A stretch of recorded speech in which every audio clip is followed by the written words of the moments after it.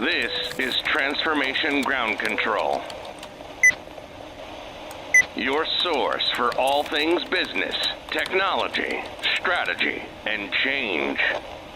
If you're growing your business, leading change within your organization, or undertaking any sort of operational or technology change initiative, this podcast is for you. This show covers what you need to know about digital transformation, organizational change, operational improvement, and business growth. 5, 4, 3, 2, 1. And now, here's your host, Eric Kimberling.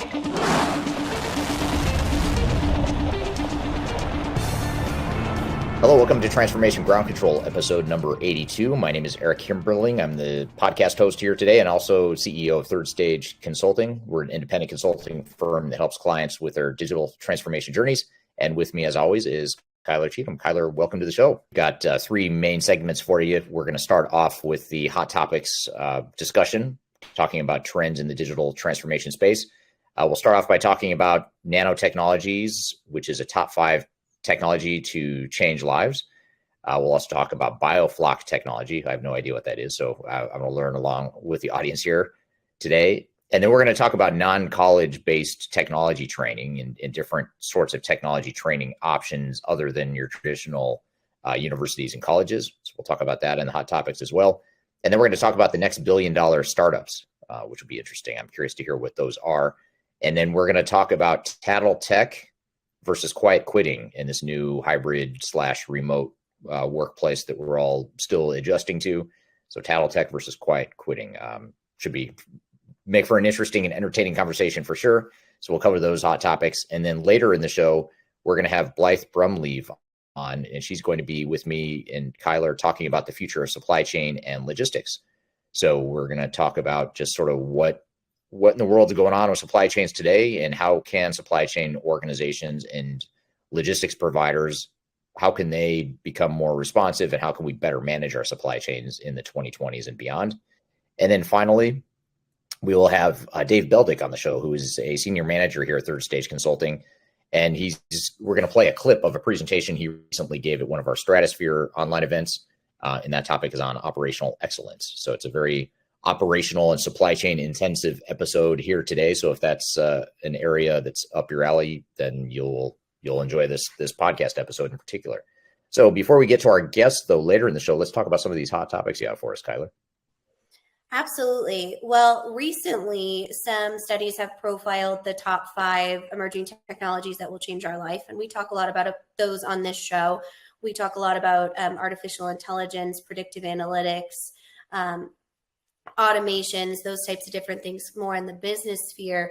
But I thought I might profile one that we actually have never talked about on the show that's called nanotechnology. We have in some different subcategories, but I thought it might make sense to just define it and kind of have a conversation around it.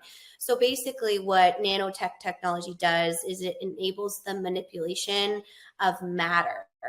So a near atomic state to produce new structures and materials. So we think about the 3 states, arguably 4, right? Depending on if you count plasma within matter.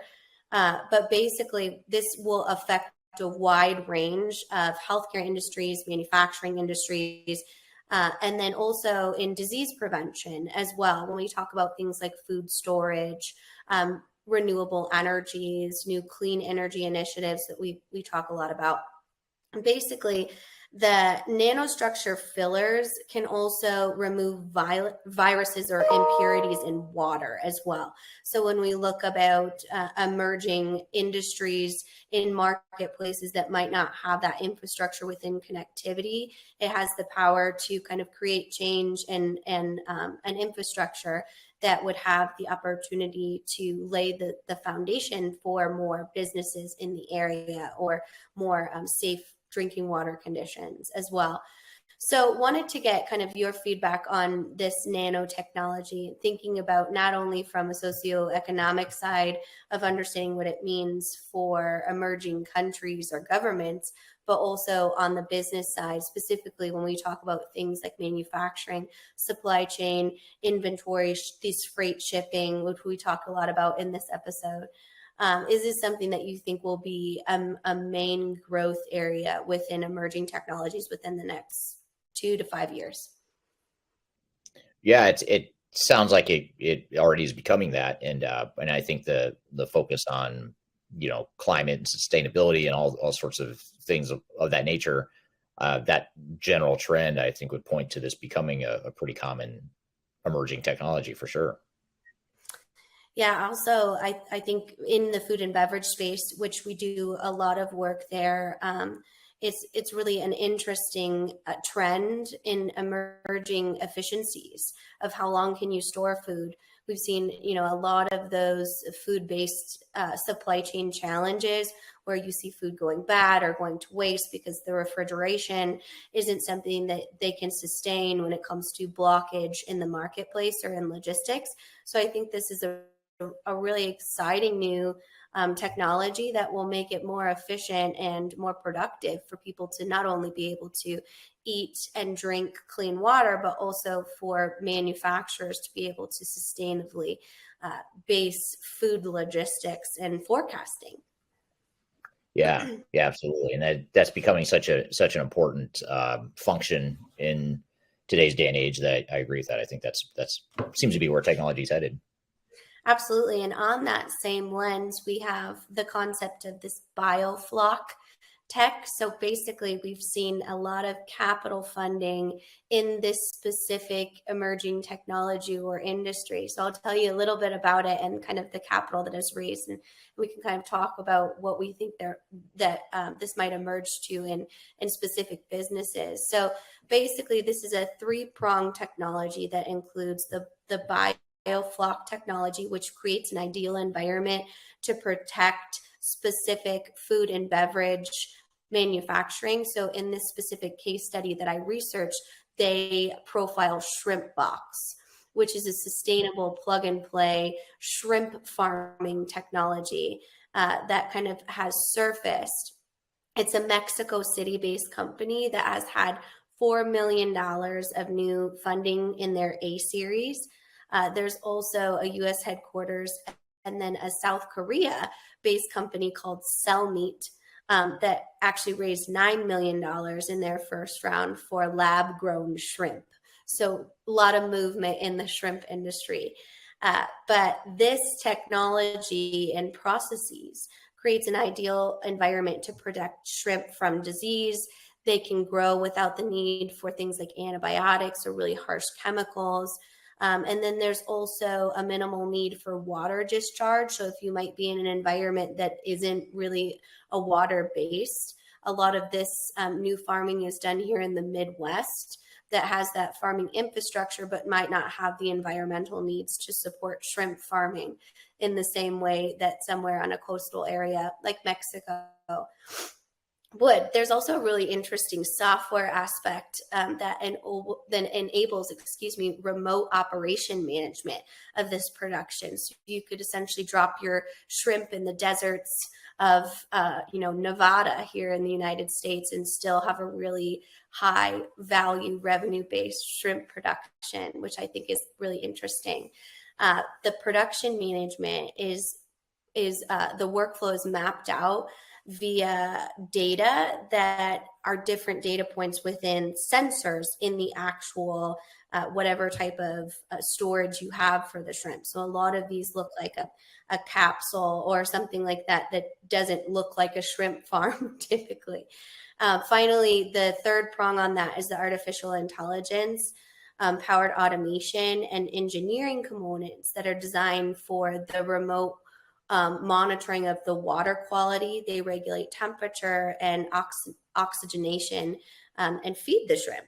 So a really interesting new kind of farming technology when it comes around that. So first serious question is, would you eat farm-based shrimp? And second, non-serious question is, do you feel like this software, when it comes to the automation within farming, is going to create that efficiency within the industry and really create opportunities to farm crops or meats in areas that you typically wouldn't see that from a historic perspective? Well, yeah, to answer the first question, I would eat farm grown shrimp. I suppose I don't really think a whole lot about how food is made. I try not to think about how or where food is made because I might not eat a lot of what I eat if I thought about it too much. But I think, that's super interesting. I didn't know that was a thing or a technology, but it's also not surprising, I suppose. But it's interesting. It'll be interesting to see how much of an impact that has on the overall global food supply, in terms of being able to now produce food in different areas than you might not have been able to in the past, and just make better use of land and all sort of a lot of other benefits, I would think, a lot of secondary benefits to that approach as well. Absolutely. And on the software side, just understanding the needs of the business or the opportunities on that side, I think will be something that will be really an exciting opportunity, but also a significant challenge for businesses that move into new tech. So from that perspective, if you are in an industry that is constantly evolving, what are some things that you can do to make sure that you're selecting kind of the next level software that's going to produce and support this type of growth? Well, I think the first thing is to have a decent understanding of and clarity around where you want to fall on the maturity bleeding edge scale of technology. So in other words, just because there is new technology or emerging technology out there that can do certain things doesn't always mean it's ready, or that you as an organization should be ready for it necessarily. So in other words, companies that are have bigger fish to fry, to pardon the pun, the food supply pun, but companies have bigger fish to fry. Right, exactly. But organizations that are still trying to figure out how to do just more basic inventory management and things of that nature might want to fix that basic, more foundational technology first before they start getting into the really super sophisticated newer technologies. But if you're an organization that's pretty technology savvy and you've already had that strong digital foundation in place, then I think it makes sense to go pursue some of those emerging technologies. So I think the key is really not to bite off more than you can chew and just be realistic and self-aware of where you are in terms of digital maturity and where you're trying to get. And also, what is the cost and risk of going that direction? Absolutely. Definitely something to involve those experts, right? I think that's the biggest thing of understanding someone that is an expert in that specific industry to kind of help you, whether it's a software vendor, a consultant, those types of things, to be able to understand, what that next level opportunity can look like. Yep, absolutely. Companies like Third Stage, that's what we do. Yeah. We help clients figure out their digital strategies and roadmaps. So if you want to farm shrimp, you give us a call, okay? Right. So let's talk about some of these interesting new startups that Forbes recently released its 2022 billion-dollar startups list. This is a forecast. These aren't billion-dollar companies yet, but they're raising a ton of capital. So I picked two to kind of talk through that we haven't really looked at these industries yet. And I just simply like their names. So Cowbell Cyber, which I think is a very interesting name, has an interesting business model, and it actually provides cyber insurance for small businesses.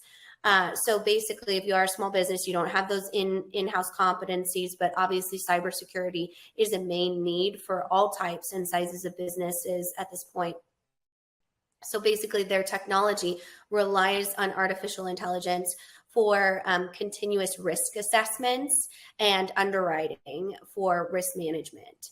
And in March 2022, Cowbell raised financing, and in the round that they raised, they let everyone know that they had developed the largest cybersecurity insurance distribution network in the United States, with more than 14,000 producers in its growing risk monitoring pool. They also support 23 million businesses, which is 70% of the US small business market. So really an interesting opportunity here in a niche area. We don't hear a ton about businesses that want to support SMBs in general, because there's not always a ton of money in that. But I think it showcases a really unique niche opportunity to be able to be on the technical side of supporting SMBs. So wanted to hear kind of your feedback in being an expert in that area, as we do have a main network of small businesses that we actually have a specialized team to support. Yeah, and I think it's, this whole type of technology you're talking about is interesting because it's the world seems like it's shifting to be pretty focused on risk management and risk mitigation, given everything that's happened in the last couple of years with pandemics and wars and supply chain issues, food supply issues, all kinds of stuff that is translating into risk for organizations and consumers too, for that matter. So anything that's touching risk or mitigating risk, I feel like that sounds like that's kind of where we're headed. Absolutely. And just understanding, I know recently we talked to Christy Barber, who is our specialist in small business here at Third Stage. And she talked about the risk assessments that we actually do for clients. That's one of our main first steps when it comes to software. We're understanding new processes or investments for small businesses, because it can be a make or break situation when looking at new systems. So I think it's very interesting and a great evolution in the marketplace to have that support, specifically on the cybersecurity side. So let's talk about one more. Link Squares is actually a developer of legal documents and analytic platforms that's designed to identify key data liabilities in contracting. And maybe it might just because contracting terrifies me, but I think that this is such an interesting business model because it used that AI-powered contract management platform, and it provides its customers with everything that's needed to invest in contracting phase. You could write, execute, and analyze contracts very quickly. Its flexible platform offers customers better visibility and collaboration. And in March 2022, they raised $100 million in Series C funding that was led by G Squared, which is their funding capital management partner. So Link Squares, I wish I had like Marcus Harris on the line or something like that to tell us that this is probably just a baseline automation, but definitely something that's interesting, especially again for those small business technologies that you might not have a full counsel in contracting. So knowing that contracting is a risk in itself, what is your feedback to an automation that helps with that side of the business, specifically in software vendor contracts? Well, I think it can be a good thing. I mean, I think it is a way to hopefully streamline and centralize what's a pretty complex process for a lot of organizations, especially really big organizations that have pretty robust and complex procurement processes and contracting processes. That could be a good thing. But I think, you touch on something though that's important, which is you still want to, technology itself on its own isn't going to solve all your problems. So if you're trying to untangle the complexity of your procurement, a lot of times it's behavioral, it's people and process based as well. So yes, the technology can help with that, but also making sure that you address the people and process sides are equally, if not more important than the technology piece. Absolutely. Definitely a good baseline to maybe work on, but still ensuring that you do have that specialist, again, to review that contracting and in that, but, things like terms and conditions for your website, those different pieces that other platforms can produce, I think is something that is really interesting to be able to look at. So if you want to see that full next $1 billion startup list, head over to Forbes and you can kind of look at the other new startups in that area. But I want to transition to talk a little bit about organizational design and just over some HR, human resources topics. So we have this idea that's emerged as a trend in the marketplace of non-degree tech training. Excuse me. So one example here in this case study that I researched is the Northeastern state of Connecticut. It's a university here in the United States. They've invested over $70 million in putting their students and young adults through technology program training that is not a bachelor's degree. So it's not a typical degree. It's a much faster expedited process to train in a certain area of technology. And the student that they actually profiled in this research at 27 was making $90,000 in the tech industry because of that specialized training without a bachelor's degree. And we've seen that trend actually move into large technology companies because of that need in the marketplace right now and labor shortages. So companies like IBM and Google have actually started their own programs because they can train workers faster than universities. And you're not compiling that student debt, which is obviously here in the United States, where it is private universities, is a really large pain point for young people. So I personally think, Eric, this is a great idea and well needed historically in getting bachelor's degrees, which can almost be a status symbol when it comes to actual quality of candidates. In my experience, but of course that might be an unpopular opinion. So I want to hear your thoughts on kind of this tech-based training program and in those really white-collar jobs without a college degree. Yeah, it's an interesting question, and it's one that's top of mind for me. The sort of top of mind for me recently, just having kids that are teenagers and college on the horizon. You do tend to wonder, like, what's the best approach? How do you invest in their strengths and not necessarily go the cookie cutter route just because that's the way I might have done it or you might have done it.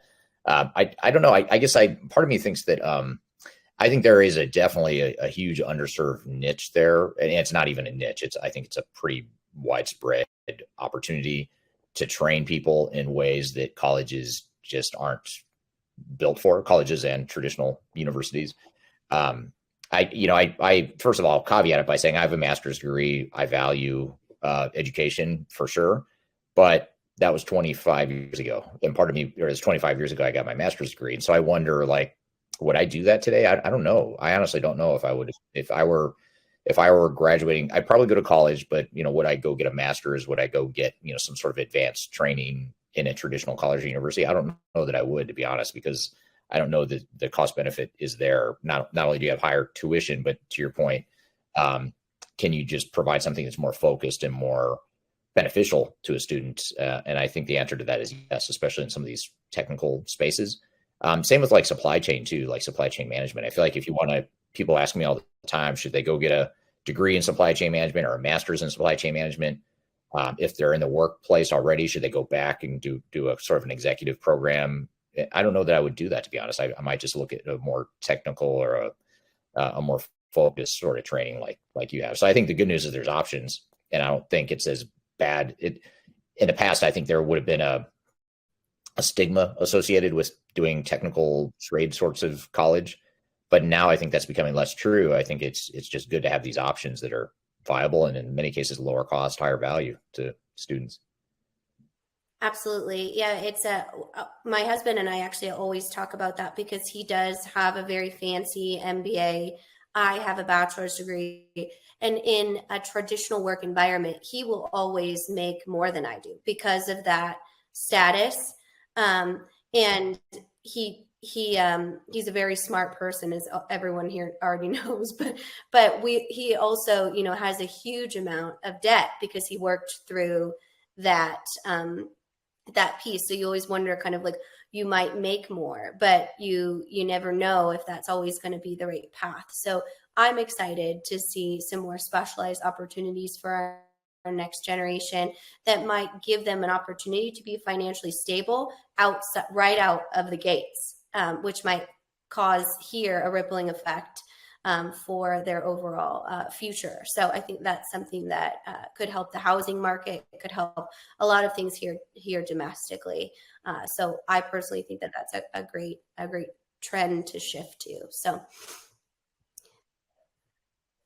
So lastly, within that HR kind of hot topic, I wanted to talk about the difference between quietly quitting, which is a new trending word in the industry, and then also Tattle technology. So as we go into a remote workforce, many companies are simply uncomfortable with having remote employees that they don't know what they're doing all day. It's a huge culture shift for not only executives, but also managers, learning that middle manager tier. How do you manage a remote employee? That's a really difficult question to answer. So we have this emergence of new Tattle technologies, and basically that's productivity technology that's going to completely monitor what your employee in a remote environment is doing all day. And as a caveat to that, you've seen new devices such as a mouse wiggler trending on TikTok, because it will wiggle your mouse all day long without you actually being in front of the computer. So already new workarounds within that process. So you have that on one polar side, and then you have the new trending content of quiet quitting, which makes you're doing your job at maybe like a 50-40% productivity level, but nobody is able to kind of monitor that or see that. So you're not openly quitting your job, but you're not, giving 100% each day within your position. So lots of different kind of conversation talk tracks we can take in this, but just from a knee-jerk reaction, what are your thoughts on these two new HR trends? I'd say they're both semi-concerning and different for different reasons. For sure. I mean, the Tattle Tech, I don't know. That's sort of big brother watching what employees do and what keystrokes they enter. I don't know. It's not a good way to build trust with your employees and with your team. And if you're concerned that, if people are remotely working, or you're in a hybrid work environment, and therefore you feel the need to tighten the clamps on, providing that sort of oversight, there's probably better ways to do that, through coaching and leadership and just guidance and an expectation setting, things of that nature. The minute you start putting in technology that watches what people are doing, I think it just creates a weird distrust between employees and upper level management. And that's probably not the healthiest work environment to be high performing. So I'd say that's probably concerning, and I would look for other alternatives to Tattle Tech if I were an organization that was considering that, which Third Stage is not, just to be clear, and it's not something we would do. Okay. No. except for our marketing department, yeah, we watch them like Fox, everything they do. We're watching you guys. Yeah, fine. We're okay. But actually, though, here's another thought. As you were talking about that, the Tattle Tech, I was thinking about, one way you could get to that same end result, which is if really what you're trying to do is measure and know that your team is performing. There's other ways to do it that's less invasive. You could do business process mining, for example, to see how efficient your processes are, and then taking more of that global view of, how fast your processes happening or where the bottlenecks, that sort of thing. It doesn't necessarily address the individual accountability factor, which is what I presume organizations might be trying to get at with Tattle Tech. But something like a business process mining exercise could be maybe a better way, a less threatening way to do that, and still get the same end result, or the intended result. As far as quiet quitting, I guess, these two things are interrelated, because if people are quiet quitting, and I saw that article. Yeah. What's that? I said there's a reason for that, right? So that's the kind of the double-edged sword of this conversation. If you're going to be completely lack integrity in and this is going to, again, an unpopular opinion. If you're acting like that, you're a terrible person. I'm sorry, but there's right. No reason to do that. I can't even believe it's a trend that people will talk about it, but it must be, a real thing, to have, especially in larger organizations. Yeah. It's a great point. I think, the Tattle Tech probably stems somewhat from paranoia and micromanagement and things that are unhealthy, but it could also be brought on by the employees. The same employees that might complain about Tattle Tech are giving employers a reason to want to deploy that sort of technology, because they're quietly quitting and only being 50% productive, which is why I honestly don't think this work from home trend is going to stick. Honestly, I know that's not at all popular. I take a lot of criticism for saying that, but I just don't think long-term you're going to have a lot of work from home. You might have hybrid, flexible work environments. I think that's probably going to be pretty common, but I think there's just constantly going to be a challenge with the lowest common denominator, unfortunately. So, you may not be one of them listening, but you look at the bottom 10 or 20% performers, they're probably going to drag it down to where, working from home just doesn't make sense because there's no accountability, the productivity is not there, that sort of thing. And I know that there's exceptions to this, and I'm making some broad generalizations, but I think the quiet quitting is just, I don't know. It's sort of like there seems to be a movement in the workforce that we want to work from home. We want to just be able to put in 50% of our effort, and we don't want employers telling us what we can or can't do. We don't want technology watching what we do. Sort of like everyone wants their cake and eat it too. And it's like, well, you can't have it all. So let's figure out what the right balance is. I mean, you still have to perform. You still have to, collaborate with people. At times you might have to go to the office. God forbid. I know it's a terrible thing for some to imagine or fathom going to an office. But anyway, so I think that's is a really interesting a thread that ties back to the whole kind of shift in the workforce we're seeing. Absolutely. Yeah. It sounds like, could be an opportunity for an HR specialist or a guest for help us understand the why behind that, because I think you and I are like-minded in that you go to work, you do your best. My mom always used to say, we all work, we all eat. Growing up, that was like the mantra of our family. So I don't really understand a lot of, that overall entitlement, but I can only imagine the balance, especially for larger organizations, and just this, emerging of new KPIs that really has to understand. You have to retrain your entire management workforce if you are in a remote environment, and then understand what are those key performance indicators that's showing you that your business is trending for revenue loss, for an efficiency loss, those types of different things, without completely creating a distrust within your overall culture and environment. Because no matter how you spin it, Tattle Tech it's not a good look. It's just, there's no way, I think, at least in my humble opinion, that you can integrate something like that in a system that employees are going to feel good about. It's just not possible from my own marketing and internal communications perspective. But you do obviously need to monitor production, your business. That's the point of it. So I think it's a really interesting balance between the two, and being able to look at an employee that might be going through some lack of engagement, we'll call it, instead of quiet quitting, and be able to identify that resistance and understand how to address it in a remote environment, which can be, I assume, very challenging. Yeah. And I think the other takeaway from this too, from both of these trends, is that, especially in that quiet quitting article, which I saw that I think I saw that article on LinkedIn or somewhere, and maybe you shared it with me. I don't remember who shared it. Someone pointed it to me on LinkedIn. There's a whole article about it. But one thing that sort of opened my eyes is it's clear that especially younger generations are sort of demanding a different balance.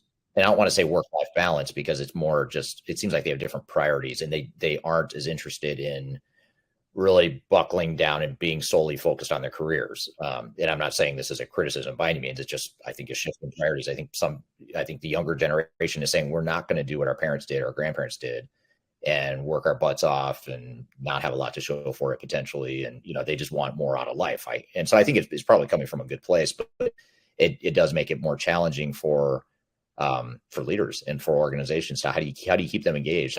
What can you do as an organization to get them excited and maybe wanting to be more engaged? Or if not, if they only want to work half time, or maybe they're more of a part-time flexible sort of work environment, then how do you adjust to that and maybe embrace it rather than trying to resist it or trying to change an entire generation? Absolutely. Well, when you crack the code, Eric, you let all of us know on how to hire Gen Z workers, because none of us know how to do it at this point, but we're going to learn. I'm still stuck on blaming the millennials, but I can't blame you and your generation anymore. Now we have to start blaming Gen Z. Yeah, I mean, our old millennials, we aren't the same. It's not the same environment. I think that there is some silver lining to that, right? There is some importance to mental health in the workplace, to work-life balance, to being physically healthy, family focused. All of those things are good things. But when it comes to that, it's a very slippery slope, especially in keeping true to your identity as an organization. And I think that's my biggest learning in being involved in that is there are some people that are just not going to fit that. And you either need to decide to shift your overall business goals and objectives to match the workforce, or understand that it's a much more challenging hiring and vetting opportunity and phase right now that we're experiencing. Yeah, yeah, absolutely.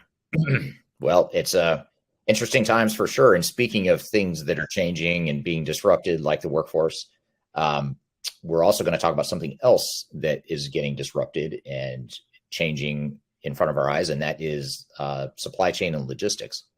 So we're going to take a quick break, and when we come back, we're going to have Blythe Brumleve, who is the owner of Digital Dispatch, and she's going to be on the show to talk about the future of supply chain and logistics. We'll talk about sort of where we are with supply chain management today, how we got here, where we're headed in the future, not just from a technology perspective either, but just more from a strategic perspective too. So if you are a supply chain intensive organization or are interested in that topic, you'll want to stick around for that.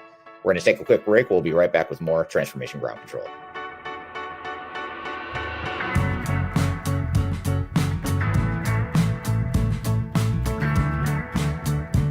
If you are aiming for transformation success, turn to Third Stage Consulting Group.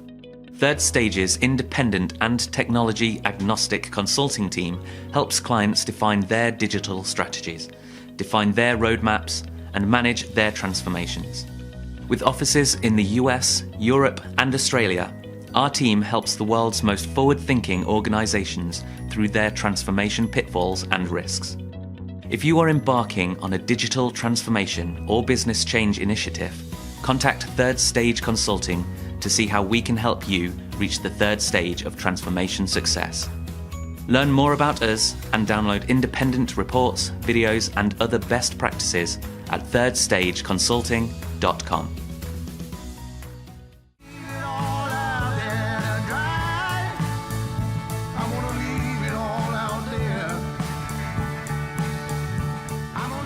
Hello, welcome back to Transformation Ground Control, episode number 82. My name is Eric Kimberling here with Kyler Cheatham, and you can find new episodes of this show every Wednesday on YouTube, LinkedIn, Facebook, Twitter, and all the audio podcast platforms. So be sure to check us out there and subscribe if you haven't already. And I'm excited for our next guest. It's a first-time guest to the show, talking about a recurring theme on the show, which is supply chain management. And we are excited to have her on the show to talk about the future of supply chain management and logistics. So with us today is Blythe Brumleve, who is the owner of Digital Dispatch. Blythe, welcome to the show. Thank you so much for having me. And you pronounced all of that correctly, which is very rare for people who interview me. I know my name is challenging. I usually mispronounce names all the time, so I'm just glad I dodged that bullet here today. Well, thank you for being here. It's great to have you on the show. This is the first time you and I have chatted in a podcast format like this, a really excited perspective, and get your perspective on supply chain and logistics, which is something that you touch on a daily basis. But before I get into my questions and any questions from the audience, maybe just tell us a little bit about your background, sort of how you came up in this space, and also what Digital Dispatch does. Sure. So my name is Blythe Brumleve. I have been working in logistics and supply chain for a little more than 12 years, or about 12 years now. I got started as an executive assistant working at a 3PL, an asset-based 3PL in Jacksonville, Florida, here in the States. And at the same day that I started that job, I also started a sports and entertainment blog. So I was a former waitress that kind of got recruited to go into the logistics field, knowing that I wouldn't have to sit at a desk all day. And so my biggest thing is I didn't want to sit at a desk all day. And here I am sitting at a desk all day. But my boss was a former truck driver who worked his way up in that company and bought out the rest of the ownership, became the sole owner of that company. And when he found out about my little side hustle with a sports and entertainment blog, he said, well, why don't you start doing that for us? And so I was handed the keys of the website development, design, and marketing initiatives for, $140 million logistics company And I had really no idea what I was doing. This was really early on in the social media days. Twitter had just launched. I believe Instagram had just launched or was right around the corner from launching. We were also very new or very early adopters to the HubSpot methodology of inbound marketing, which I was really passionate about. I've never been big on cold calling or cold emailing. Those always felt like, sort of the easy ways to get leads and to get, qualified business. And so during our HubSpot initiative, that's when we were the second logistics company ever on the HubSpot platform. So this is like 2009, 2010, very early on in those days. So I worked for that company for about 5 years. Unfortunately, considering, an asset-based company, that was also during the Great Recession. So during the recession, during the downturn, unfortunately, that company ended up closing down after 5 years, which was super heartbreaking. And then, so that sort of put me in a position to almost be like at a fork in a road and either choose to stay in this industry or to expand out. I chose to expand out. I went to media side of things. So I worked for a magazine, worked for a radio station, local TV, did all of those things mainly in the sports and entertainment sector. So then I went back after a few years because frankly, sports and entertainment, money just isn't really there unless you make it super big. So I didn't really see it as a long-term career trajectory for me. So then that led me to go back into freight. That's kind of the funny thing about working in, logistics and the freight world is that it always finds a way to sort of pull you back in. So I went back to work in freight and quickly realized that I needed to launch my own agency, that, I needed to be able to call the shots and, make the decisions on where I think we needed to invest according to the attention economy. And so that evolved into starting a different podcast, starting, video networking, not video networking or video creation that leads to digital networking. And then now I do it full time for myself, for the business over at Digital Dispatch. So I help other freight companies build a better website. And then on the other end, I also now host a show called Cyberly for Freight Waves that appears every Thursday at 2 p.m. So I kind of get to blend both of those worlds and get to talk to, cool people like you and, meet all the rad people in the chat. And really, I think that's the beauty of the industry that we work in is that, we're connecting the components of the components all throughout the world. And it's a new story every day. It's a new challenge every day. That's why I love this industry. Yeah. Yeah. It's very cool. It's a cool background too, because it's not just a traditional supply chain and logistics background. That sports and entertainment piece that makes it interesting too. I imagine that somehow influences or informs the way you do your podcast and the other sorts of marketing type of stuff you do. Yeah, absolutely. Because I think for a long time, B2B marketing has been incredibly boring. And when you really get into the niches of this industry, it's anything but boring. But that's all you see on the marketing side of things until, just recently, until, within the last couple of years, you're starting to see a brighter light being shined on the real work that we do, whether it's from, sourcing or procuring, different components or, trying to connect with a port over in Singapore. All of these things are just so cool. And now, we're just scratching the surface of highlighting those cool things that go on. Yeah. Yeah, absolutely. Well, I've got a ton of questions for you. You sort of touched on a lot of questions I'm going to ask you just in that little intro, though. So I appreciate that. That's super interesting. But before I sort of dive into these questions, I wanted to just turn to the audience really quickly and just look at where people are joining from today on the different platforms on LinkedIn, YouTube, Facebook, and Twitter.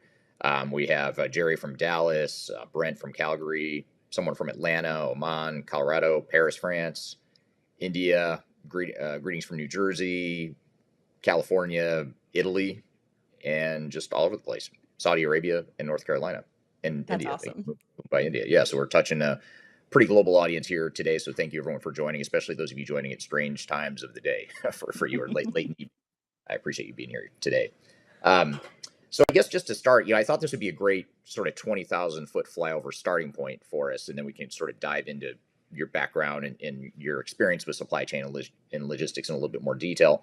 But if we just sort of back up and look at what is logistics? I mean, just help us understand. Maybe we kind of know what it is, or we've heard the term, but just maybe help us understand what is logistics and how does it fit into supply chain management in general. Sure. So supply chain is essentially bringing all of the components that you need together to build a product, build a solution, and then ship those items from port to porch. I heard that phrase recently, and I just love it, from port to porch. So the supply chain is that greater initiative of bringing all of those components together, the component of the component. But then logistics is the transportation management. So whether it's land, sea, air, also the storage of those goods, so warehousing, that logistics is really the transport of those goods to get them where they need to be. It may be, you need to get them to the business, or you need to get them to the consumer, but the logistics is the transfer of those goods from point A to point B. Gotcha. Okay.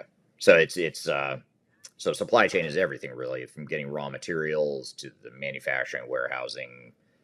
The port to porch part of it is within that, and then so we're kind of focusing within the logistics space in that port to porch space. And I hadn't Yeah, heard that either.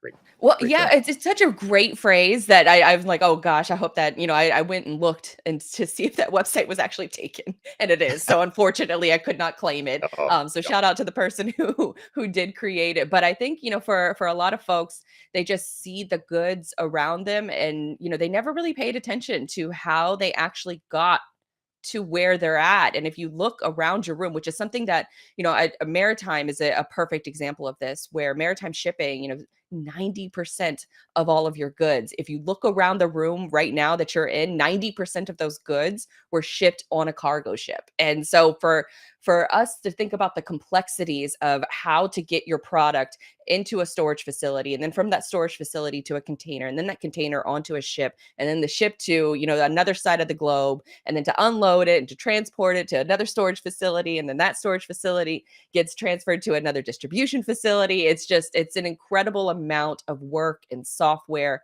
that is all involved in this process. But at the end of the day, it's still a lot of these transportation, solutions that we have been using for hundreds of years, whether it's, transporting these goods by a ship or by a boat, or even some of the river systems, that canvas throughout the entire world. It's just so much going on that comes together in order to get the stuff that we need to, buy off Amazon or to buy off of another provider and get it shipped to us in 2 days. There's a lot of things that go on during that process. Yeah, and things certainly have not gotten any easier with the pandemic and the disruptions and bottlenecks to supply chains that happened as a result. What are some of the ways that the logistics space has evolved in recent years, either just strategically and or in response to some of the impacts of COVID and the related supply chain impacts? So I think of this in two ways. I think from the technology aspect, that's a huge one.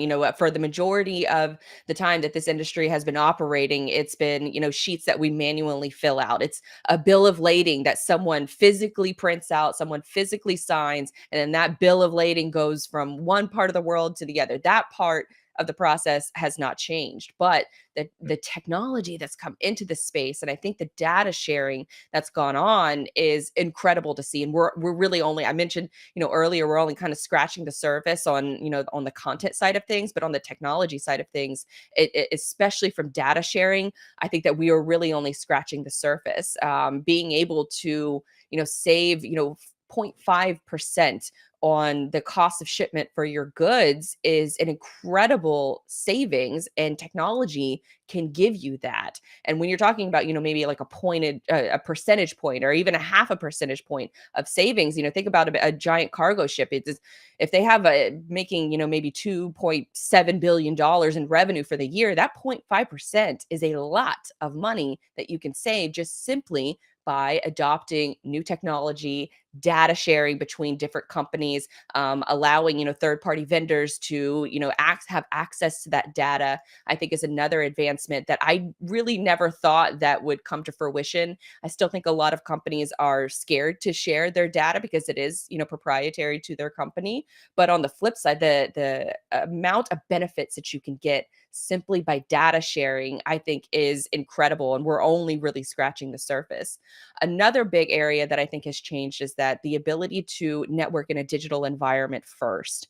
When COVID hit, that was because if you think about it, a lot of our connections that we made were made, going to trade shows, going to events, going to conferences. And when COVID happened, that just dried up instantly. And so we were forced to change our networking habits from the things that we were used to an entirely new environment. So you've seen the growth, and you can see, all the people in the chat right now that are coming in from LinkedIn. LinkedIn is one in particular that just exploded as far as, network conversations that you can have. You can have a digital handshake with somebody from across the world and then be able to eventually meet them at a conference, later on, obviously, when things, sort of settle down from, the COVID experience. But nowadays it's really quite remarkable to see that, Apple and Spotify, they don't even technically have a supply chain category in like their podcast, or even like a, a subcategory under business. But we still feel like is so much content that's coming out of these platforms. I saw a list the other day that now there are top 75 influencers in supply chain list. There's a top 60, a supply chain podcast list. These things did not exist 2 years ago. And a lot of those podcasts, honestly, are not very active anymore. But the amount of activity that we've seen since then has been just a dramatic increase. The knowledge base of sharing of information is so crucial to this industry. We talked about, data connections and data sharing, but also the information and the knowledge base and the experience sharing that's happening on social media, I think is another it's something that the industry has needed for quite a long time. And I'm glad to see it coming to fruition. Yeah. Yeah. It is interesting how, once you start hearing politicians and mainstream media start talking about supply chain management, that's when it's sort of it's a fairly big deal. And I remember right when the pandemic hit, and just hearing politicians and people on TV talk about supply chains, I'm like, wow, I've never heard. You never hear anyone talk about supply Right. It was almost weird. So it's good that it's become front and center, and then more recently it's become front and center in a um, in a less positive way, I guess you'd say, in terms of people concerned about the supply chain, and rightfully so. What do you think? How do you think organizations are going to adjust to this new reality, or whatever you want to call it? Even though I hate that term, the new reality. How are organizations going to respond? How do you think they'll evolve their supply chains and their logistics function within that to sort of adjust to this new world we're in? So I would say that for a lot of folks, adjusting to the communication aspect has been very challenging for them. These are folks who have never been used to being on camera, not used to doing something like this, where we're going on live and we're talking about industry issues and how can we solve these complex problems. So I think that for a lot of organizations, becoming comfortable with being on camera, executives becoming comfortable talking about, not just what's going on in their company, but the news that they may see out in the world. Maybe it's on FreightWaves, maybe it's on, some other, inbound logistics, some of these other, supply chain focused media companies. Maybe they see something there and they don't agree with it. Being comfortable sharing their opinions, not just in a boardroom, but in an online environment. I think that is still, if you are an executive in this space right now and you're not doing that, you are missing out on a gold mine opportunity, because that is the quickest way and the most efficient way to have, these digital platforms work for you and sell for you and market for you 24/7. We can't, that as I think for a lot of folks, we can't, we're doing this live stream for about an hour today. But afterwards, what happens with this live stream? You're going to take it, you're going to put it on a podcast. You maybe will take it and use social media clips to put out to your social media network. That kind of content works for you 24/7. And so I think for a lot of companies, adapting to that evolving business model, learning the technology that you have to use, not just to keep your business running, but also to keep the messaging running, I think is going to be one of the bigger challenges that a lot of companies are still just very challenged by. They don't see the investment in it quite yet, but the ones that have over the last couple of years, they are reaping the rewards, because the recruiting is getting easier, retention is getting easier, the ability to communicate with their team. They're probably, for a lot of companies, they might not be full-time back into the office yet, but it's an ability to, enhance those digital communications and supplement that communication until you're able to meet in person. I think too, we mentioned as far earlier with as far as like the adoption of, new technology. And with adoption of new technology, I think that's another thing that's a big challenge for a lot of companies, is that they see a lot of, they're sort of I guess, guilty of falling for like the shiny object syndrome, where they see like a shiny new piece of software, but they have no idea how the in the trenches employees are using software and getting the job done today.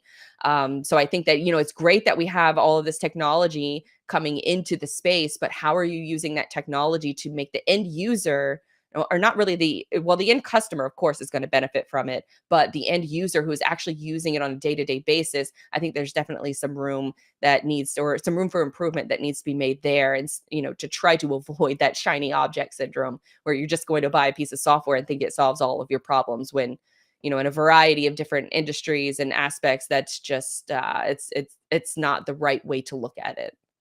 Right. Yeah, and it's interesting to hear your marketing slant, and I know that's your focus is marketing, but marketing within logistics. To your point earlier, having that kind of focus and that sort of a spotlight on the marketing opportunities for logistics companies. That's just something that hasn't been that common in the space, because, like you said, B2B marketing has traditionally been pretty stale. When you compare it to B2C and what some of the big consumer product companies do. So that's pretty interesting. We're here with Blythe Brumleve talking about the future of supply chain management and logistics. We have a lot more questions to get to still, but first we're going to take a quick break. You're listening to Transformation Ground Control.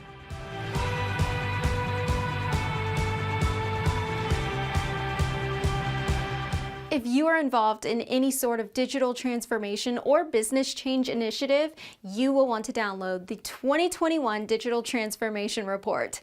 With its comprehensive overview of business and technology trends and best practices, this report is a must-have guide for any transformation project or executive team. Download this free report by visiting Third Stage Consulting at thirdstage-consulting.com. You can also visit our website to learn more about us, or download independent reports, videos, and other best practices. Again, visit thirdstage-consulting.com today to learn how to take your transformation to the third stage of success.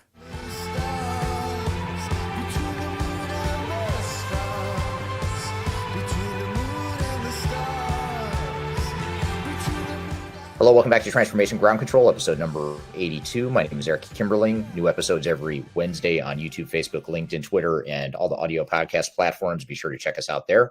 We are in the midst of a discussion here with Blythe Brumleve talking about the future of supply chain management and logistics.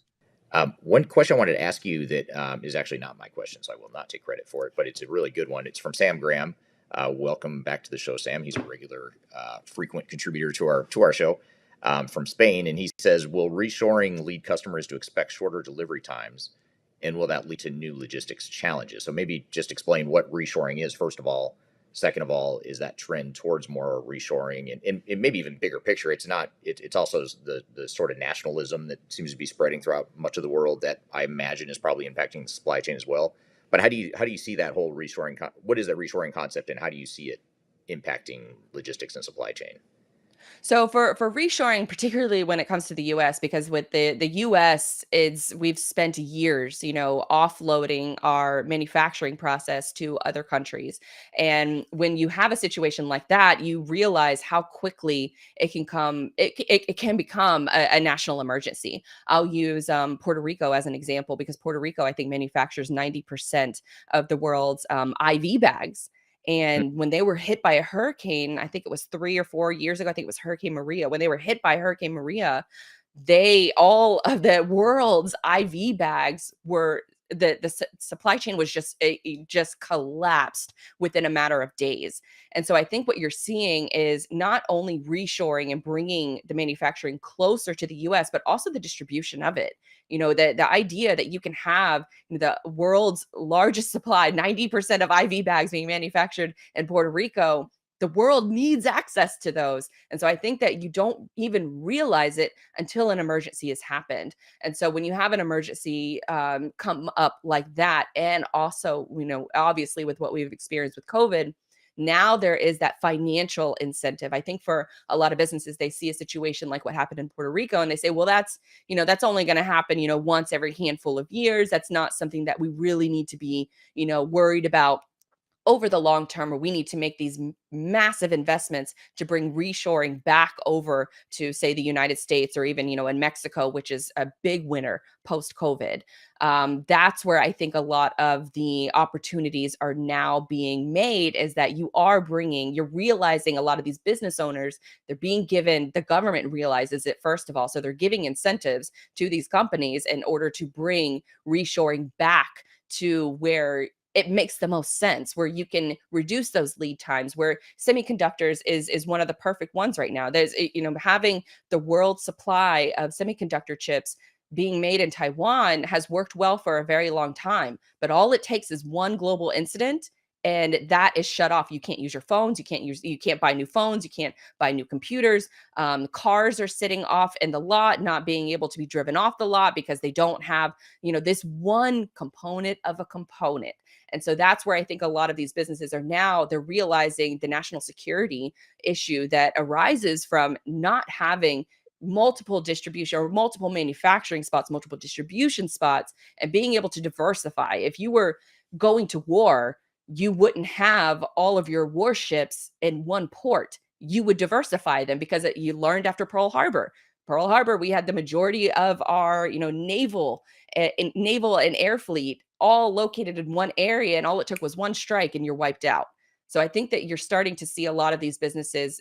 I think it started with the government being able to offer these incentives to these business owners to bring some of that business back to the States. So now you're seeing semiconductor chips or manufacturing plants going up, I think in Texas and Ohio, here in the States. You're seeing more manufacturing return to Mexico and being built up in Mexico rather than, China and Vietnam. So it's a really fascinating sort of evolution of what it took to get the government to realize these issues, to create the incentives to make these businesses move their operations back, because they were making plenty of money in these other countries. What's the incentive to bring them back? So you have to, it's these complex solutions to these complex problems. And thankfully, the government has started to recognize that and given these other companies the incentives to capitalize on capitalism, I guess is probably the right word. Right.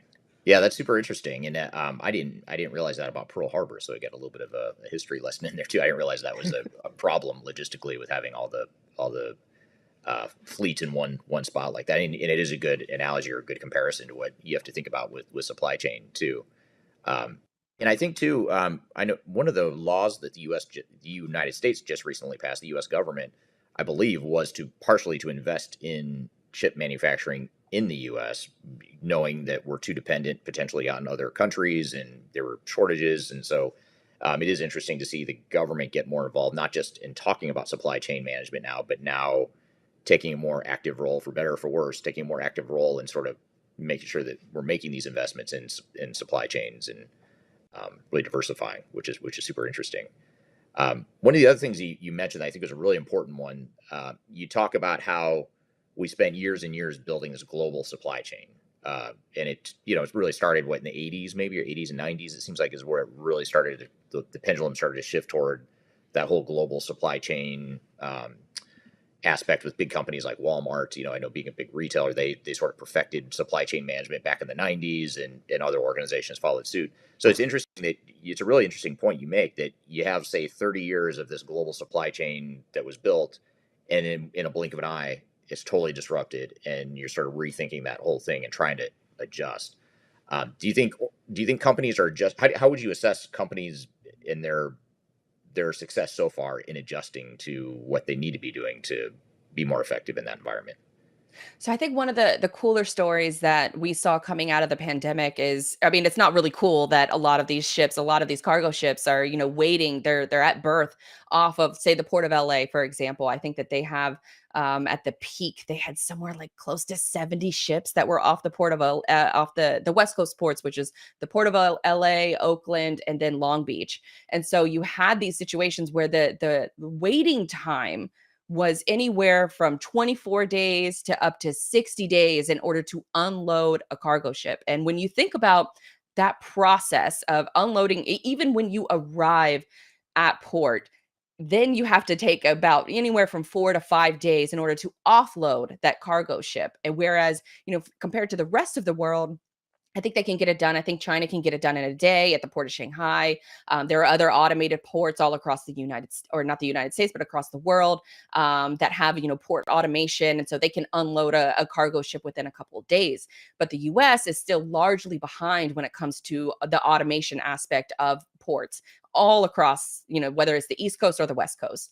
And so what happens is during COVID, you saw some of these shippers. Home Depot, I think, was one of the first ones. They really just bought their own cargo ship because they couldn't find any space on all of the cargo ships that were leaving China. So they really, they bought their own ship, and they put their own products on it, and then they transported all the way around, sometimes to the East Coast, in order to offload that cargo. Another interesting one was Amazon. They bought their own cargo ships as well, and instead of trying to wait it out on the West Coast, they just rerouted all of their ships that they just purchased and rerouted them over into the Gulf of Mexico. And I just think that is incredibly fascinating to think about it. Not just because manufacturing, of course, is going to, it's happening right now. Those chess pieces are being set up both in the United States and in Mexico and in South America as well. But those take years to build those facilities. What in the more immediate near future, and what's really already happened, is that these ships are tired of waiting for the space on the cargo ship, because it's really come to find out, it's really who in order to, or what kind of price you're willing to pay in order to get onto one of these cargo ships. I heard, I think it's Nathan Strang from Flexport. He said the other day that a lot of these cargo ships operate like a Disney World or a Disneyland, where you have, your certain access points where you pay your admission fee, and you can get on whenever you can get on the ride whenever you want to get on the ride. But then you can pay a little extra and get a fast pass, or you can do a single rider line. So it's kind of an interesting comparison to think about how all of these major US retailers were just struggling with not only finding containers, finding pallets, finding cargo ships, and how they've really adopted their own internal transportation methods in order to optimize their own transportation process. Because I think it's somewhere up like 45% of a company's revenue is all just a company's costs of doing business is all related to transportation costs. So if you can control it, you can get it down. You can get your shipments where they need to go, which is probably more important right now, is making sure that you can actually get the product and get it where it needs to go. That's where we're seeing a lot of retailers focus. And I think that the purchasing of your own ship was one of the more fascinating things to come out of COVID. Yeah, that's super interesting. And that whole vertical integration, for lack of a better word, it seems like a lot of organizations are sort of bringing a lot of their supply chain functions in-house. And that's another part of the pendulum swinging or kind of going the opposite direction now compared to the past, where in the past it was all about outsourcing and finding the best 3PL provider and other third-party providers that can help with your supply chain. But now it seems like the pendulum sort of swinging back to where, we need to control it. We want to invest in our own supply chain capabilities, which I find super interesting. We have a client actually that has, you might find this interesting, that we have a manufacturing client that was having so much trouble finding pallets to ship their product that they went out and bought a pallet manufacturer. And it was that important to them, and it was that disruptive to their business to not be able to get pallets when they needed it. And the types of pallets, it's a custom product, so they had certain types of criteria they needed for their pallets. I just found that interesting. Like, you just wouldn't have heard that 3 years ago. I feel like it was such a pretty eye-opening moment for me when we saw that from our client.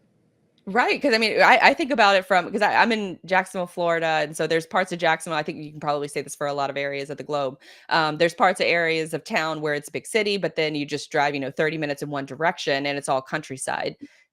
Countryside, these pallets are typically used for bonfires. So people would have parties and bring in all these pallets and burn, they were free.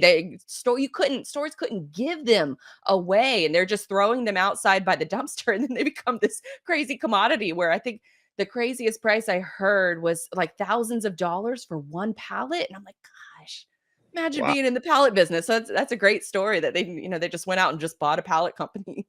Yeah. And I don't know, like, if they're selling the pallets to their competitors or if they've sort of closed it off to where it's just for themselves. I think they're still. It would be smart if they did. Yeah, exactly. Yeah, have premium pricing to your competitors. Well, good. So there was another question I wanted to pull up here that I thought was interesting. I lost it here. Bear with me. I lost it here. The good news is we're getting a lot of questions. The bad news Yeah, is it's a that, lot of good questions. yeah. Um, let me ask you this. I don't want to put you too much on the spot if this isn't an area that you have a good answer for. If you don't, I'll try to take a stab at it. This is from Kyler, who's actually our podcast host, listening in the background here. She asked, when we talk about new tech and logistics, how have you seen best of breed solutions evolve in supply chain management? So in other words, rather than being dependent on like your traditional old school ERP systems to sort of manage everything for an organization, are you seeing supply chain technologies, sort of those focused supply chain technologies that specialize just in that? Um, do you think that is that sort of a trend you're seeing, or do you have any thoughts on that? That's a really good question and a little outside of my wheelhouse because I really have I guess a more awareness around what the freight companies are using, maritime companies are using. So it's not really and maybe that's where you could maybe help shed some light on this because from a global supply chain perspective, from the logistics perspective, it's really about these companies. You have a TMS, so a transportation management software. You have a WMS, a warehouse management software. You even have, yard management softwares and things like that. But a lot of these different platforms, they are really trying to be a lot of things. And I could speak from like the marketing and sales perspective because a lot of these platforms claim they have, good marketing and sales components to them. A lot of them are crap.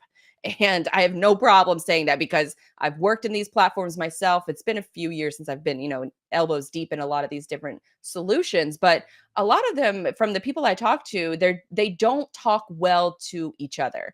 And I'm assuming that exists a lot in supply chain management as well, because in the logistics area, it would be incredibly difficult to find a WMS that is also a really good TMS or a TMS that also has a really good YMS component.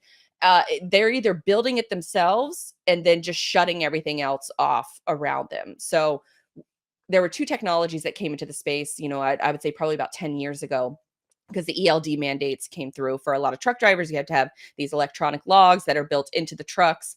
So a lot of different technology solutions were building for ELDs.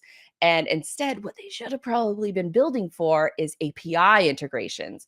And so API integrations, for folks who don't know, is just basically a stream of data of how you program your own data. So then that way you can plug and play with other data solutions. API integrations, I feel like, are only just, another, I guess, thing we're only scratching the surface of what these API components can do. Because, from my experience, I've worked in home building, I've worked in, obviously with, sports and entertainment and things like that, where the data connections are just so seamless. And in this space, they're not seamless. You really have to have a team of skilled developers. And that's primarily what I'm seeing now, is that a lot of the bigger logistics companies on the freight side of things, they are really investing heavily into where you were lucky 10 years ago to have a developer on staff in-house. Now these companies are having 10, 20, 30 developers all within the building that can be able to create solutions on the fly. And they are building their own their own API integrations for their own software, and then kind of shutting everyone else out. So they're building their own silos. So as if silos didn't already exist, in the transportation space, where you have, port workers that are going on strike, warehouse workers that don't want to work 24/7, truck drivers who don't want to work 24/7. There's all those individual silos. We're still seeing those in the technology space as well. But with the adoption, or the more so adoption of API technologies, I think we're going to see that stress alleviate a little bit, where there is more data sharing and there is more accurate, data sharing via API integrations. I would imagine that a lot of that is the same with supply chain software overall. But I would love to hear, your experience on if those data communications exist. Yeah, they do. They're definitely getting easier to have that data communication and that integration between systems. So having multiple systems that specialize in certain things that can't be everything to everyone is a lot more reasonable today than it was 10 or 20 years ago.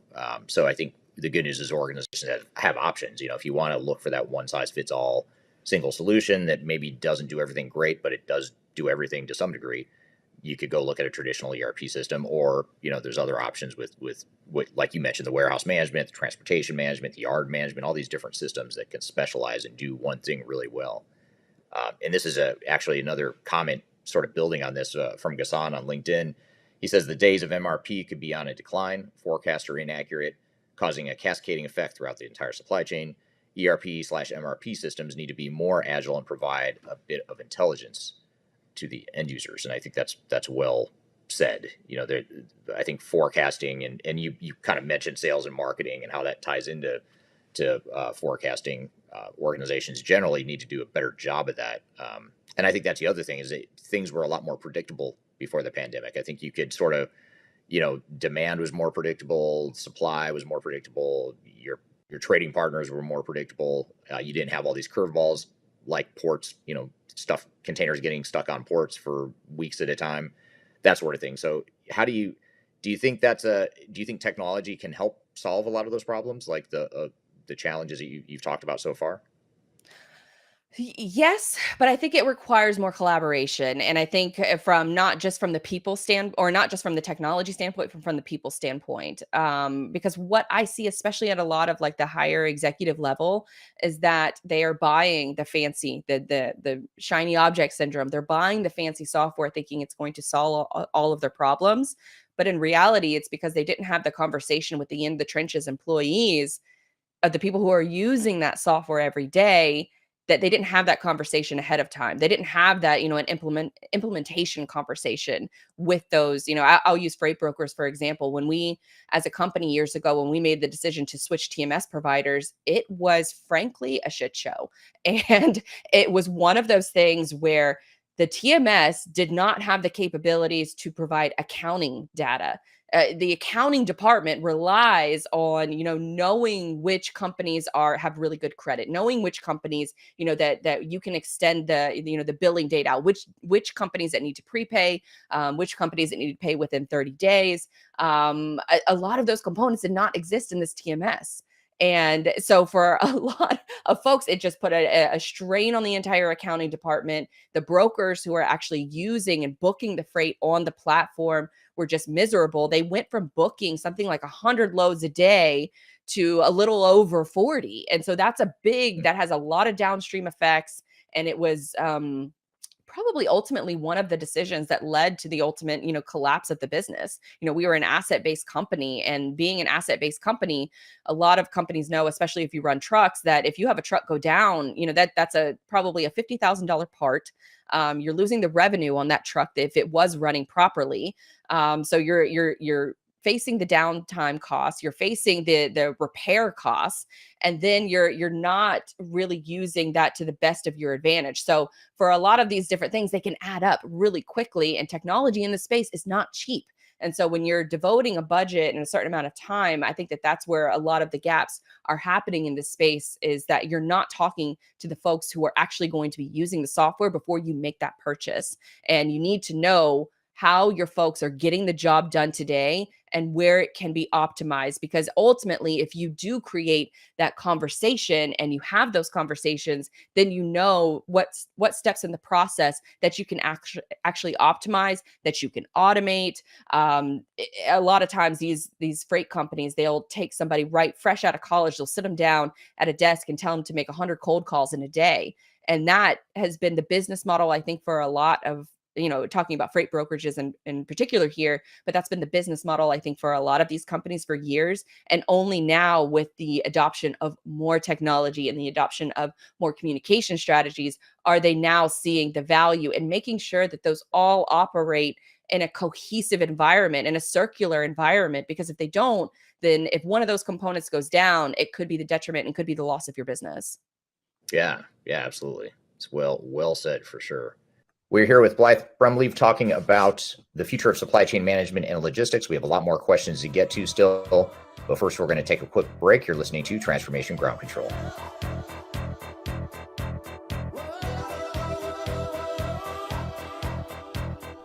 If you are aiming for transformation success, turn to Third Stage Consulting Group. Third Stage's independent and technology agnostic consulting team helps clients define their digital strategies, define their roadmaps, and manage their transformations. With offices in the US, Europe, and Australia, our team helps the world's most forward-thinking organizations through their transformation pitfalls and risks. If you are embarking on a digital transformation or business change initiative, contact Third Stage Consulting to see how we can help you reach the third stage of transformation success. Learn more about us and download independent reports, videos, and other best practices at thirdstage-consulting.com.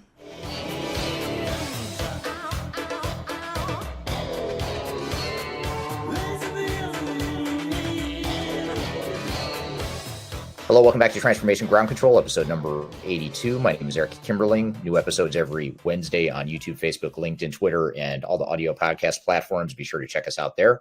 We are in the midst of a discussion here with Blythe Brumleve talking about the future of supply chain management and logistics. I wanted to pull up a comment here from Anders. Here it is. From Anders Green on LinkedIn. He says he can confirm we're still getting wood pallets all the time. Once we get up to 1 to 200, we post on Craigslist for folks to come and get them at no cost. At least 25% of them go to regular people who are doing bonfires or home projects. So if you need pallets, just look up Anders Green on LinkedIn and connect with him there. It sounds like he might be able to get you some pallets. So it's interesting to hear that data point or sort of validation of what we were talking about earlier. I remember trying to, because we were doing an office remodel at one point. And especially with a lot of these freight brokerage floors, the desk and the floor environment is really important to have a cool look to it. And so I proposed to my boss that we have pallet desk, and he laughed me out of the business. And I thought it would just be so cool, have different pallet stacks, and then you put a piece of glass on top of them. I didn't really quite think it through, what the amount of times that brokers slam their phones down. I imagine that would probably be a mess, but I thought it looked really cool. So pallets are multifunctional. They can be furniture, they can be bonfire wood, they can ship your goods. Yeah. There's a lot of things you can do with a pallet. Multi-purpose for sure, clearly, and bonfires, of course. And then this is an interesting comment from Sam Graham again. And actually this, I think, points to an even bigger topic of discussion here. Maybe I'll spin this into a question.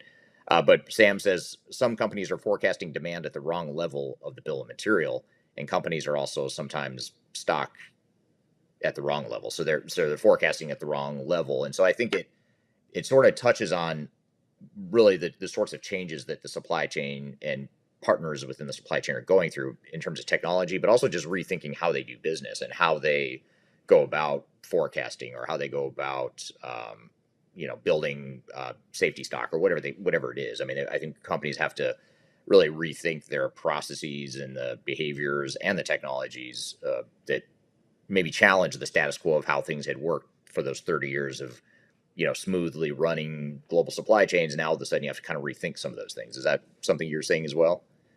Yeah, because I think for a lot of companies, the supply chain, executive or the person in charge of managing the flow of your goods never had a seat in the boardroom or never had a seat at the executive meeting each week. Now they have a seat at those meetings. And so they can share what they're finding and what they're seeing, because like I said, it affects, up to 40% of your overall revenue is going towards transportation costs. So why wouldn't you, try to find ways to optimize that process? And I think for a lot of these companies, what we're seeing now is that you have some of the smartest minds and some of the brightest minds that are trying to predict what consumer behavior is going to do. And in reality, we really don't know. We're 2 years, quote unquote, or really only even a few months removed from the biggest shakeup in our consumer behavior patterns. Are we working from home? Are we traveling? Are we flying more? Are we driving more? And so a lot of those consumer purchases that were made a year ago, a lot of those purchases are still sitting in, or not from the consumer side of things, but from the business side of things. A lot of those shipments are still sitting in a warehouse, waiting to be used. I think I read that last year, the container ships that were waiting to dock and waiting to come to port or come to call were sitting out there for so long that Halloween and Christmas shipments weren't being offloaded until January of this year. And so it's incredible to think about how all that merch has to go somewhere. So either you're liquidating it or you're storing it and waiting for this upcoming season. And so I think for a lot of companies, they're going to start. Storage is already incredibly difficult to source and to find right now. So speaking from the United States perspective, but I think it's going to be interesting that after this holiday season, what those purchasing decisions look like, because we're still dealing with warehouses that are overfilled, stored to capacity. And what does that consumer purchasing behavior look like for this upcoming holiday season, especially as, people are starting to get more out into the world, or maybe they're not getting back out into the world. Maybe they're trying to save money. Recession is here. So there's a lot of, different things going on in the consumer area that, some of the smartest people on the planet are trying to figure out where this is going. And we really have no idea because we're going off of, unforeseen territory. Yeah, absolutely. Makes total sense. And here's a question that I find interesting too. There's actually a couple questions sort of related to this one that have come from the audience. And this one is from Cha-Cha on YouTube. Asks, I think the question was, can we predict uncertainties like port shutdowns, container load delays, etc.? And apparently, I think they had asked the question earlier and we didn't get to it. But what can organizations realistically, especially, and I guess here's where I struggle with supply chain management in general, is you had sort of the extreme impact that the pandemic had on supply chain management a couple years ago, and now it's sort of settling into something more longer term, it seems like, but it's still changing. It's like you can't just respond and try to maybe overcorrect from what we needed 2 years ago, right when the pandemic first happened. But can organizations realistically do you see organizations getting a better handle on anticipating some of these disruptions a little bit better and using data and better processes, or diversifying their vendor partners like you mentioned before? Are you seeing any of this have a material impact on organizations just getting better at anticipating those challenges? Anticipating them is always going to be a challenge because of the way of the nature that the US supply chain is structured. I mentioned earlier that every aspect of our industry works in a silo. So you have, port workers on the West Coast that are unionized. You have a lot of the rail networks that are unionized. A lot of trucking companies are not unionized. A lot of warehouses are not unionized. I can't think of one, sort of off the top of my head. And so what you have is a situation where you're trying to predict things that, have unpredictable components to them. Whether there's the Port of Oakland that, had their, the drivers went on strike at the Port of Oakland. And so none of the drivers are going in, and none of the owner operators are going in and out, but the port union workers or the port union drivers are still showing up to work. So you have a situation like that in particular, where you maybe can predict that, hey, they're going to have a protest and they're going to shut down for a week. So that's up to you to be paying attention to the news, to be able to diversify your solutions, to diversify your different offerings. And what does that take? More networking, more communication. You have to communicate back to your customer of what the hell is just going on. And you're trying to figure it all out in a very small amount of time. So while we can, react, I think that's where, the majority of this industry is evolving, is that we're trying to get to a proactive place, but none of the components really exist to make it as, proactive as we would like. So that's where the building the communications and diversifying your offerings really comes into play. I was interviewing with one woman who's a freight forwarder, and she was responsible for getting her customers' items into port and ultimately getting them from the port to the porch. And because of the backlog on the West Coast ports, she actually rerouted the entire shipment to a port in northeastern Canada. And so that was obviously a little bit longer of a trek that her customer wanted to have for the shipment of goods. But ultimately, they ended up getting offloaded much quicker than if she were to just kind of wait it out on the West Coast. And so I think that you have to be creative. You have to think outside of the box. Working in logistics and supply chain, you have to have your main ethos is to be a problem solver. And if you're not working to solve those problems, we can't forecast every problem that's going to arise. Ultimately, it's up to you to be able to build those different solutions and to see trends and to build those solutions based off of those trends. And if, XYZ happens at this port, which I think they might because they just passed this law, then we need to be able to have backup solutions in case, our freight needs to be moved to the East Coast or moved to the Gulf or moved to another part of the world. Yeah, That's super interesting, and it reminds me of certain types of technology that's out there now that I've learned more about over the last couple of years, like technologies that'll help you collect data points, not internal supply chain data points, but macro and external data points about like the financial viability of a supply chain provider. Or you mentioned union versus non-unionized. It's fairly safe to assume that a union sort of shop might be a higher risk of disruption than one that's non-unionized. Certainly cost, we have always looked at cost and quality. I suppose that's always been a pretty common set of criteria, but that's still in there as well. That's more of that internal metric. But it seems like organizations now are having to be smarter about just thinking about where's the risk. Do we have too much concentration of risk geographically in an area where there's geopolitical risk or weather-related risk, that sort of thing? It seems like we just need to get smarter as organizations and use the tools and data around us, maybe in different ways to really get a handle on being as accurate as possible in our forecasts.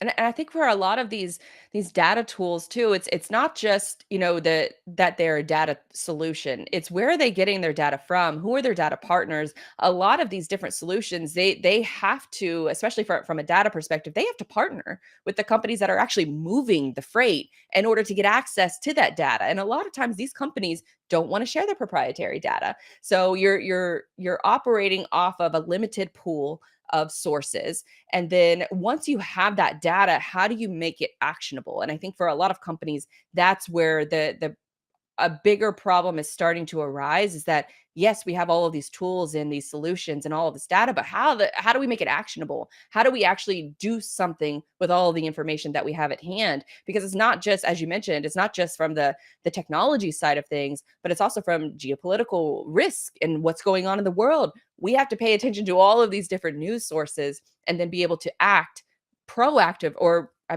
guess reactively, based on all of those different information points in order to be proactive for our customers. Yeah, absolutely. That's well said for sure. Um, what so you touched on this a little bit, but maybe I'll ask it more explicitly so we can kind of focus on this thread a bit. But a lot of you've talked about how a lot of your focus with digital dispatch is on helping logistics providers market themselves more effectively. Why is this so important in the world of supply chain and logistics? Why is this focus on marketing? Why is that so important? Well, really, you have the opportunity to be a big fish in a little pond. And it feels weird calling, supply chain and logistics, multi-trillion-dollar industry that powers the entire globe. It feels weird calling that a small pond, right? But there Right. frankly just aren't that many people creating content in this industry specific to what your, role and responsibilities and what your company provides. And so I think that there's just a massive opportunity. And we've kind of touched on this earlier, where a lot of these companies, they were reliant on going to the conferences, going to the trade shows, and being able to make those connections and have those conversations in a one-on-one environment. But now, with social media, for example, you have the opportunity to have a keynote speak, or have a keynote opportunity to be able to speak on the topic that you are passionate about every single day, 24 hours a day, and it works for you 24 hours a day. And so what we're seeing now is more companies are starting to recognize the strength in talking about their businesses, the things that they care about that are, sort of adjacent to their business. All of these different aspects that, you would typically put on your website, or you would typically put in a brochure and maybe talk about it at a conference. Now you have the ability to have that keynote stage every single day. And so only a limited amount of companies are actually partaking in this. So there's a tremendous amount of opportunity, especially as more media companies are growing in this space. And so when you have more media companies, you're getting asked to go on more podcasts, you're getting asked to go on more interviews, you're digesting more content from this space. And so if you're looking around and you're seeing what's going on, it just makes perfect sense to me of why you would need to want to be in front of that stage. You want to be on that stage. You want to be screaming from the mountaintop of the solutions that your business provides. And I just think that it's such an incredibly, I would say, slow to adopt in this industry. It's been a massive opportunity for a while now. It still is, and for the foreseeable future. as long as we're putting our attention online, there's an opportunity for you to capture that attention and ultimately, bring that person to become more aware about you as a person, what you care about, what your business problems solve. And then that way, when they come to the buying decision, they know who you are, they know the solutions that you provide, and they will come to you before they ever go search for a competitor in Google, before they ever send out an RFP. They come to you because they know what you stand for. Because at the end of the day, people do business with people, and we can have all of this technology and all this different functionality and all this data to sort of parse through. Can I trust you with my freight? That is the ultimate decision that people are making every single day of the week. Can I trust you that if stuff hits the fan, that you're going to figure out a way to problem solve it? And ultimately, social media gives you the advantage to be able to proclaim that message of how you handle difficulties, how you handle problems, and communicate that effectively to an audience that may not be ready to buy now and get your services now, but they will be over time, especially if you educate them over time. Anywhere from, I think a lot of folks, they try to get started on LinkedIn. I'm going to post every day on LinkedIn for 2 months. And then they quit LinkedIn after 2 months and 2 leads. And it's like, no, you're just barely getting started. Think about it as, a content snowball effect, where if you consistently put your message out there, you are marketing yourself to 95% of the business world that isn't ready to buy. So that when they do become part of that 5% that they are ready to buy, you win before that person ever gets to Google. That's the ethos of sort of the communication strategy that I preach, that I follow myself, and that I help other companies refine and define. And then it all really routes back to your website. Do you have a way to capture attention through social media? And then do you have a way to create that attention, create that demand for your skills and services on social media? And then do you have a way to capture that attention? So are you booking meetings on your site? Or do you have a way for people to request a quote, to contact you? I'm very, very passionate about building on land that you own. So your website, your podcast, your email list, and also land that you rent. So social media, for example. I think you have to have both of those in today's world. And there's only a small percentage. I would say 5% maybe of companies, of supply chain and logistics companies, that are taking advantage of the everyday keynote that you can give. And I think 5% is being too generous. Yeah. Well, and it's such a critical time for supply chain providers too, because it is a time where I think it's somewhat unprecedented, where you have a lot of organizations that are rethinking and replanning, redesigning their supply chains, which inherently suggests that there could be different partners or new partners entering the equation, that people are out there looking for alternatives to what is broken. And so it's a great opportunity for these organizations to be top of mind, when they are ready, when their customers are ready to make that sort of a decision, for sure. So just sort of a capstone question, sort of tie this all together, everything we've talked about so far. What advice would you give to an organization that's about to embark on a supply chain improvement initiative? Like any kind of closing summary words of advice to an organization that's really trying to rethink their supply chain and being better at supply chain management? I think that the most underutilized aspect of this would be having conversations with your customers. That is the driver of every other aspect, or should be the driver of every other aspect of your business. The kind of how you communicate to future prospects would rely off of those conversations with your customers, finding out those trigger points of what made them pick up the phone and call you, what made them come to your site and convert to become a lead. The conversations with your customers is something that I don't think happens. It happens a lot from a transactional standpoint. Where is my freight going? How, trying to source different components, procurement. A lot of those conversations are transactional in that sense, but they're not at a deeper level. How are you making the lives of your customers better on a daily, weekly, monthly basis? And then how can you take those conversations and then package them in a way that you can either use that insight, use that market research to communicate to other like-minded businesses that are in their same area or in their same field or commodity, and then using those conversations in order to market the rest of your business. Because from customer conversations, you can just really just drive so much more. And I'm not just talking about surveys, that you send out in an email and you have somebody fill out, a 20-question survey. Those are important for getting a massive amount of information, but prioritizing having, at least weekly conversations with your customers, maybe monthly if their time, is a little limited to have a weekly conversation, but having those separate conversations that are separate from the transactional conversations that you're having to go in on a much deeper level. And even, if you wanted to take it even a step further, having like a customer interview series where you turn that into content, and then you have that content and you have your customer on camera talking about how your solution helped them. That is a gold mine for your marketing. Now you know the exact verbiage of what your customer is using, not the jargon that you use day in and day out with your team and your employees, because for a lot of companies, our jargon is foreign to them. You might as well be speaking a different language. But now because of those customer conversations, the exact verbiage of what they're using. So then you can use that exact verbiage to talk to your other customers, to talk to your prospects, to convey that messaging in all of your marketing. It really has just an incredible downstream effect by simply having those in-depth conversations with your customers. And I love how you gave an answer to my question, and then you tied it back to marketing. That was brilliant. So because it all ties back to, and you're right, it does tie together. It's a great idea if you're listening to your customers and learning what their needs are and how you can build your supply chain in a way that's going to better meet the needs of the customers, and at the same time, while you're at it, creating marketing content that's going to allow you to market yourself to your potential customers. That's even better. It's really firsthand market research, because a lot of this market research just doesn't exist unless you trust the research reports that come out of like Gartner or McKinsey, those types of studies.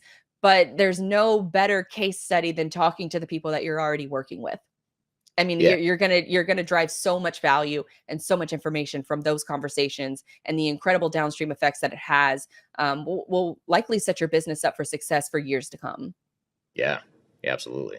All right. Thank you, Blythe. That was a great conversation. A lot of really interesting stuff, and operationally, marketing-wise, technology-wise, covered a lot of ground in that discussion. So much so that we're going to unpack that a bit more and build on some of the themes from that discussion. But first, we're going to take a quick break. We'll be right back with more Transformation Ground Control.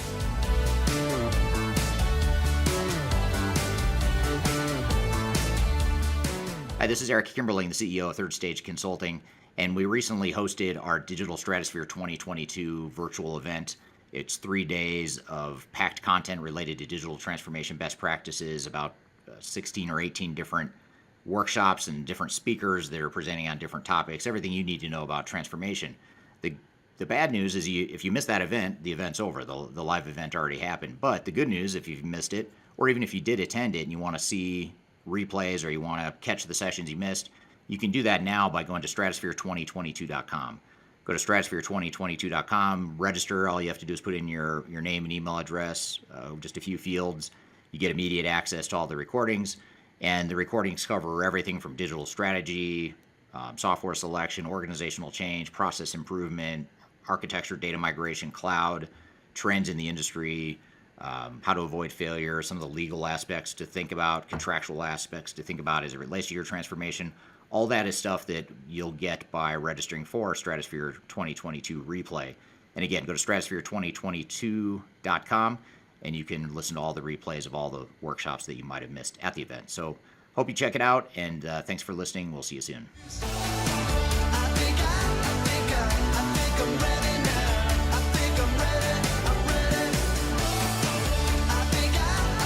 Hello, welcome back to Transformation Ground Control, episode number 82. We just had our guest, Blythe Brumleve, on the show talking about the future of supply chain management.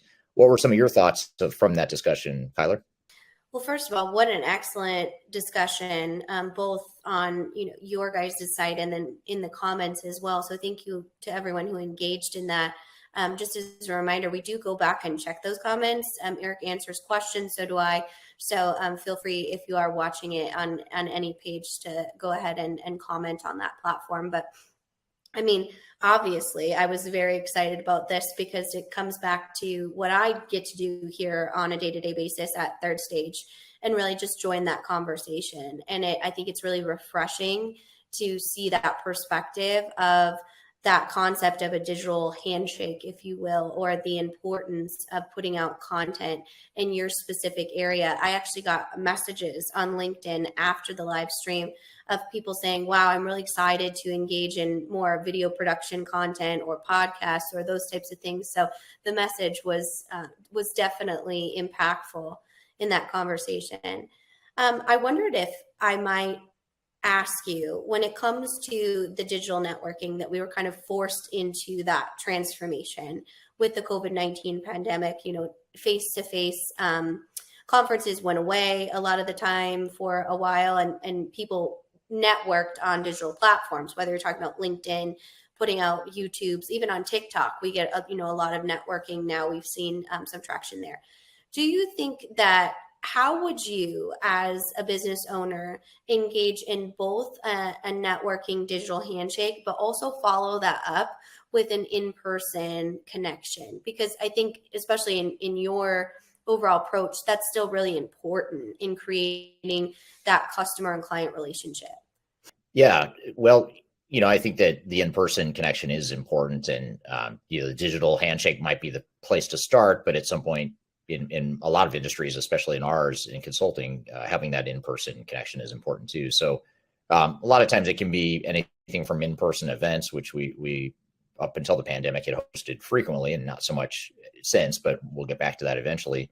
But also just meeting with clients and potential clients one-on-one, in person. That's been a sort of a next evolution in moving from a digital handshake when a client's first thinking of working with us to getting to know them in person, either once they become a client or even as part of their decision-making process. Absolutely. And, fostering that relationship can be important in both that hybrid approach, whether it is, that personalization can still happen in a remote environment through things that might be more intimate, like phone calls, for example. A lot of times emails go a long way, but calling someone on the phone has evolved into something that is more personal and a thoughtful approach sometimes. So I think that there's ways to do that in both a in-person and digital environment. Yeah, for sure.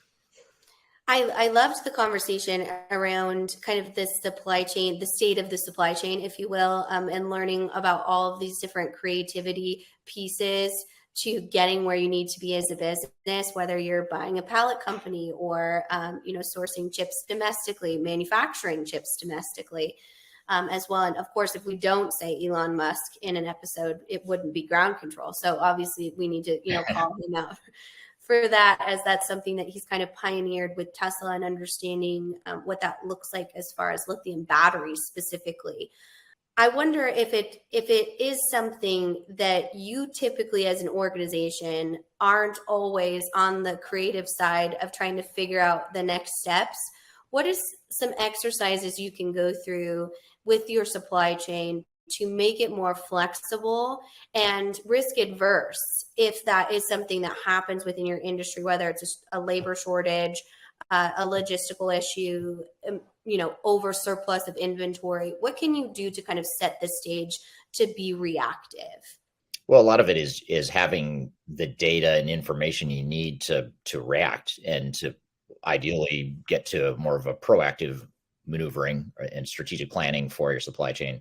So, looking outside the realm of what historically had been the focus of supply chain management, KPIs and metrics, which used to be, lead time, cost, quality, which are still important, but now you've got to add other dimensions, risk-related dimensions, things like potential geopolitical disruptions, war, port issues. If you know, I know Blythe was talking about the ports in Los Angeles and how Los Angeles, like many other ports throughout the world, are experiencing pretty significant backlogs. So just, having those data points and the technologies to provide those insights, I think that's an important first step. And you just really have to rethink your priorities in your supply chain as well. And how do you create that that culture of change within your supply chain team? We see kind of historically and stereotypically, honestly, that operational professionals can kind of be very straight-laced because they're process oriented, which is their job. So that's a great thing. But how do you create that culture that might be able to shift in these these situations in which they need to kind of react to the marketplace or whatever is happening in their industry. Yeah, well, again, I think having the information is one step, but then also just educating and teaching the humans, the employees within your organization to, how to use that information, how to think differently about the supply chain. It's really it's a cultural and mindset shift that you really need to lead your organization through. And so that's the way I would approach it, is looking at all the different dimensions of that change, on the people, process, and technology side of it. Absolutely. And I loved your conversation around having that conversation with customers and that kind of content development work stream. I wonder if you might be able to do that internally when you're looking at creating a culture shift with employees as well, and in an internal communications or even internal marketing standpoint, to ensure that you're surfacing any of these opportunities, or you're promoting and supporting the analyzation of these supply chain data points. Yeah, I think that is something that organizations need to do or should do. We actually had, interestingly and coincidentally, we had one company that reached out to us recently, and it's not a client of ours. It's just an organization that had recently gone through digital transformation, and they wanted their CIO to be on this podcast. And he still may be. We're sort of vetting if it's a good fit or not. But they reached out to us and said, hey, can we have him on the podcast? Partly because we want to share some of our lessons and best practices, but also partly because we want to do sort of it's part of an internal marketing and PR campaign to get employees excited about the project and where they're headed and that sort of thing. So I thought it was really interesting that some organizations are thinking that way. They're thinking about not just the outwardly focused side of things and what the impact is to suppliers and customers and things like that, but also when they're going through digital transformations or supply chain improvement initiatives, they're looking at, how can we market that and bring people internally along for the ride as well, which is obviously very important. Yeah, absolutely. That's really interesting. And definitely just showcases having that content, whether it is you did a very, professional live stream, or you just jump on, the video on your computer or your phone and have an authentic conversation. There's platforms that consume both of those types of polished versus more authentic and conversational content production and assets. So I think that that's really interesting, whether using that externally or internally. Having it is the first step, and creating it is the first step. And both you and I as content creators know that it's not perfection. Our videographer is a genius when it comes to editing out all of the things that, the mistakes we made. So there's no perfection needed to kind of join that conversation or produce that type of content. So I think I'm gonna have to ping Blythe to see if she's gonna answer my climate change question, because I'm not mad at you for asking that, but I actually am, because I'm really interested in how that, especially in the maritime industry, how that kind of affects that, because it's a completely different way of thinking. But I think it goes along with her answer and recommendation to just flexibility. She mentioned a lot of different companies that bought their own barge or went to a completely different port on a completely different side of a continent, right? Those are big changes, but they gave the business the opportunity to take control or have at least some influence on their supply chain internally, which I think is so important, not only from a data perspective, but creating action steps out of that data, creating or breaking down barriers that you might see from any sort of bottleneck now is a real thing that businesses can engage in as far as a strategic approach to supply chain management. Yeah, absolutely. And by the way, I meant to get to your question. Sure. I saw your question about supply chain.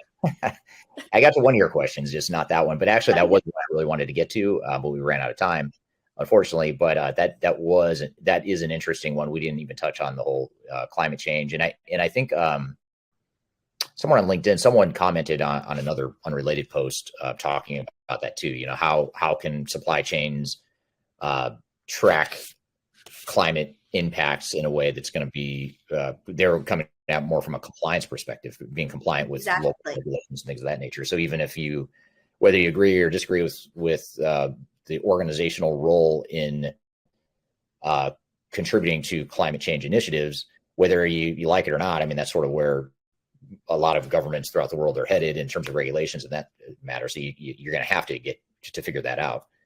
So I think it's a great point, and something that could be a whole separate thread or a topic of focus for sure. Yeah, supply chain compliance. We'll have to see if maybe we can get a collaboration on TikTok to see if we can do something that we put out to our audience that she answers that in kind of a short form. And I loved your idea of going back and answering all of those questions in a short form video, because I think it's a great opportunity for everyone else to join the conversation. They can do the same. It's not, something that is just related to third stage. Joining that conversation and helping businesses optimize all areas of their operations and technology is something that I think anyone in our audience is committed to helping and doing. So room for a lot of people in that conversation, but what a great live stream. Such great information. I do hope that you guys do a part 2, because I think everyone really enjoyed it. Yeah. I'd love to have her back on the show. That was super interesting. And it was very, very good stuff, and a lot we didn't get to. So it was a lot more we could cover. So thanks for everyone for the great questions on there, including you, Kyler. Sorry I didn't get to your climate change question. We'll definitely get to it next time. So good. No worries. I only asked about 4,000 questions on those ones, so no. That's good though. We need that the not the cheerleading, but the engagement. The behind the scenes engagement. It always helps in those live stream situations. Well, good. Well, thank you again to Blythe for being on the show and to the great questions we got from the audience. We're going to shift gears and bring on our next guest, who's Dave Beldyk, a senior manager at Third Stage Consulting. Unlike Blythe, he has been on the show before. In this particular clip we're going to play for you is from our recent Stratosphere conference, where Dave gives a presentation about operational excellence. So we're kind of continuing with that operation supply chain theme here on this episode, and going to dive even more into it with Dave. So we're going to take a quick break. When we come back, we'll have Dave Beldyk on the show to talk about operational excellence. You're listening to Transformation Ground Control.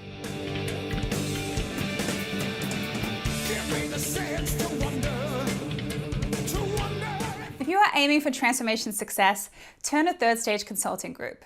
Third Stage's independent and technology agnostic consulting team helps clients define their digital strategies, define their roadmaps, and manage their transformations. With offices in the US, Europe, and Australia, our team helps the world's most forward-thinking organizations through their transformation pitfalls and risks. If you are embarking on a digital transformation or business change initiative, contact Third Stage Consulting to see how we can help you reach the third stage of transformation success. Learn more about us and download independent reports, videos, and other best practices at thirdstage-consulting.com.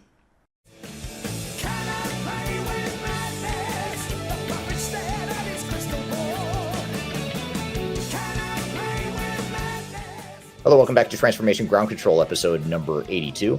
My name is Eric Kimberling here with Kyler Cheatham, and we are excited for our next guest. We're going to actually play you a clip of this guest, Dave Beldyk, who's a senior manager at Third Stage Consulting. And he gave a recent presentation at one of our online Stratosphere events, which you can find the recordings.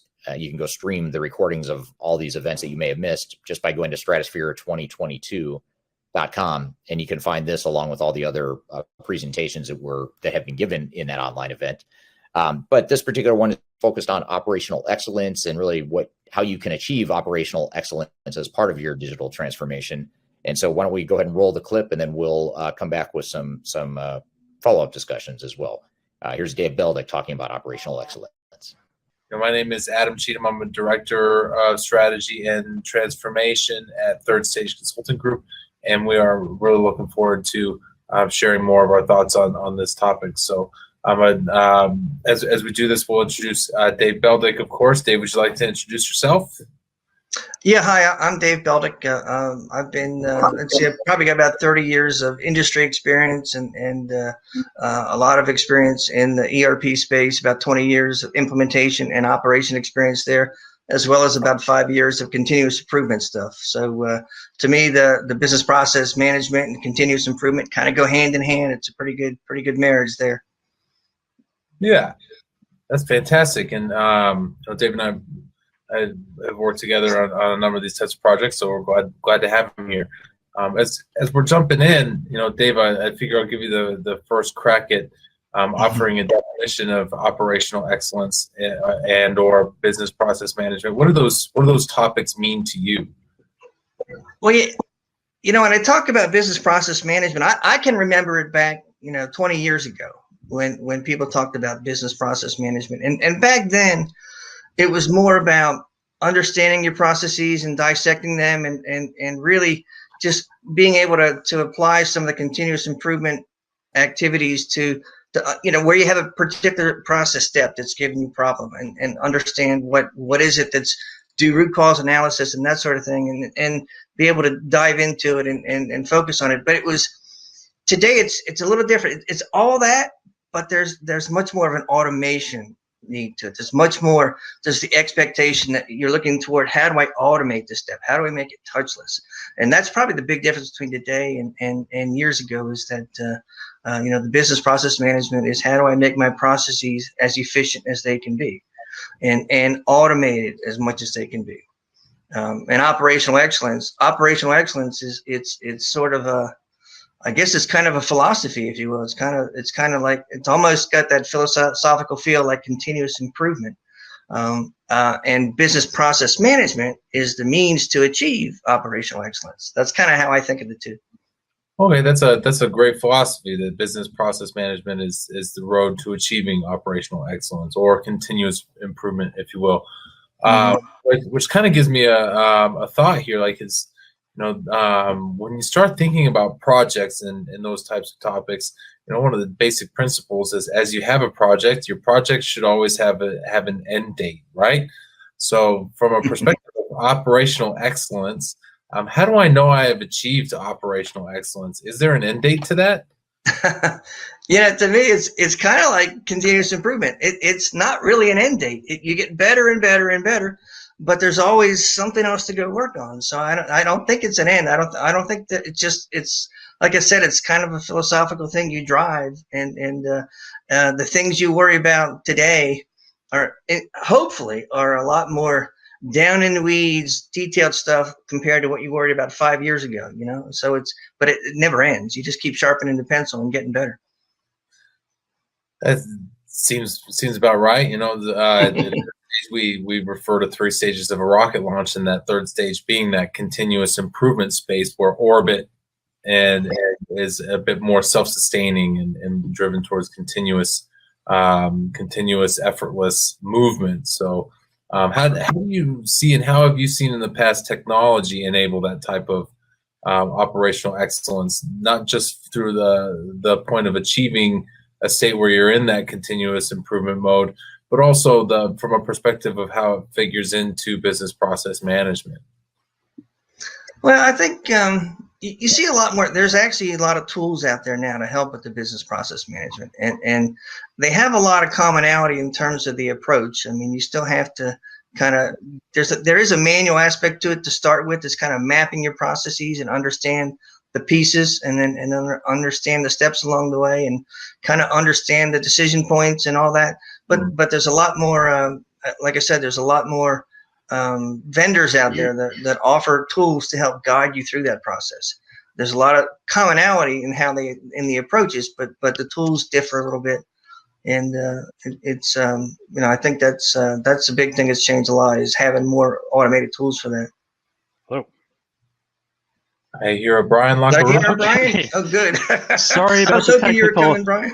Sorry about the technical issues, everyone. I've been in here before and it didn't work, and my video doesn't seem to be working, but I am here. My name is Brian Locker. I'm a manager at Third Stage. Been working in the business process management space for the last 15 years or so, Six Sigma black belt, and I'll cut right back into the questions from Adam. Let us keep going. Sorry about the delay.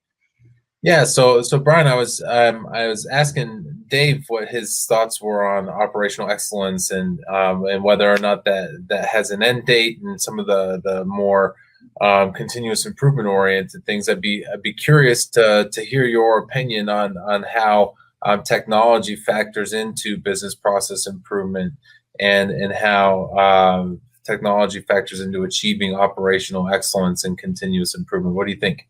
Yeah, so I mean, definitely would see operational excellence as a journey. You've never, well, some organizations may be in better places than others. You're never, it's never about reaching an end state. It's about always aiming for that improvement. And technology can be a big piece of that. It's definitely not the only piece of it, but technology can offer you a lot of benefits in that space. One of the areas that can help with a lot is just being able to give you data and tracking and managing and being able to see the state of your processes. So there are a number of different areas of technology, whether it's data captured in an ERP system or a CRM, or whether you're using a business process management system, or even less robust tools for organizations that are just getting started out. Anything that's able to give you some insight into your processes and data around those can be a big benefit in helping to know the state of where you're at and aiding you in that continuous improvement journey. Interesting. That's a great take on it. You and Dave have two ends of that conversation where you reference the data that can come from technology, and Dave referenced it as a tool. As you're combining these two thought processes, what do you guys think about the methods and the madness, if you will, behind using technology to get the right data to improve the right processes? How do I know which data to use and which tools to bring to the table? Sure. Well, you really need to start forgetting the technology, because it's not an end, it's a means to an end, is looking at it from a strategic standpoint. Is where are you trying to go as an organization? What are the key factors that are going to take you there? So understanding, is it specific processes in support of our customers that we really need to achieve, and specific customer goals that you're going after, and what's going to help you there? In some cases, it may be really driving towards a technology solution that gives, say, your customers access into and interaction with your processes, that you're able to help them be an active and engaged participant in them. Or you may find that your customers don't want to know what's going on. They just want you to deliver what you need to for them, for example. And then it's really about your own internal excellence and your ability to be efficient and effective in your processes. So it can really vary, and it depends a lot on defining first what are your strategic goals around what you're trying to achieve, and how do your processes and your technology fit into it. Great. Dave, what do you think about that? I was reading the question coming up. We do have a question on there as well. But, sorry, I was. Hit me again. Let's move to the question then. Dom, I appreciate your participation in the chat room. Dom's question is, how would a business best approach business process mapping when taking on an SAP S/4HANA project? My experience was the PM on the business side of the S/4HANA 1809 implementation. We did map the as-is processes prior to the SI turning up, but when they got onto the project, they didn't really look or want to engage with those, because SAP S4 was all about best practice and fit gap workshops around the S4 process, not the old processes. So what do you think about that topic, Dave? Yeah, it's an interesting one, because when you get into these, do I map the as is, there's a lot of different philosophies about that. And I think some people do feel that, it's a waste of time because I'm moving to something bigger and better, and I really want to adopt best practice. But I think it's important to understand where your pain points are. And what's giving you fits. And I also think it's worth mapping the handoffs. To me, that's one of the biggest things. If I was going to map, and I wanted to give mapping the as is a light touch, I would try to map the key handoff things that happen between areas, and the things that happen when things go wrong, when it's not the happy path, but something goes wrong and now I've got to deal with it. Typically, that's where the pain points come into play. That's where the challenges come into play.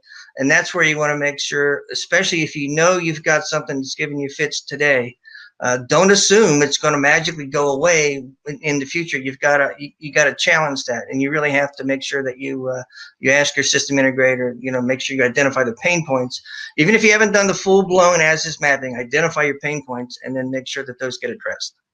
I think that's a key thing. Gotcha. So that if I were to paraphrase that, would you agree with the idea that your current state is still important in your future state? and understanding where you are and what improvements to target to resolve those pain points is still an important part of transformation. Yes, but I do get the point, as you can spend an awful lot of time and money doing very detailed maps of the as is.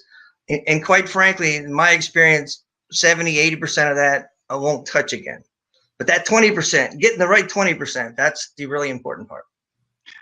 And I can add to that too, and I agree with Dave completely there. When you're looking at how it factors into the system you choose and how that implementation is going to go, the as is important to have that understanding of what that direction needs to be, and it can help you to make that, and it's a key factor in really being able to decide what system is the right fit. And to your point, Dom, SAP S/4HANA is going to be more geared towards, there are some specific ways of doing things that are meant to happen on that platform, and choosing that is going to be driving a strategic direction in that implementation that it's going to be more aligned towards, you want to do things in the way that SAP is going to do them, and you need to make sure as you're doing that selection that you are there.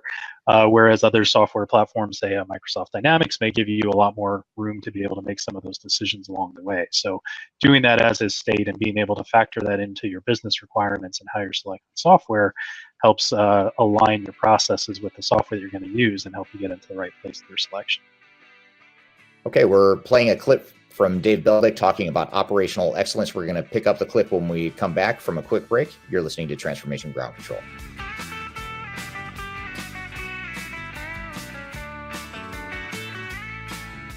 If you are involved in any sort of digital transformation or business change initiative, you will want to download the 2021 Digital Transformation Report. With its comprehensive overview of business and technology trends and best practices, this report is a must-have guide for any transformation project or executive team. Download this free report by visiting Third Stage Consulting at thirdstage-consulting.com. You can also visit our website to learn more about us, or download independent reports, videos, and other best practices. Again, visit thirdstage-consulting.com today to learn how to take your transformation to the third stage of success.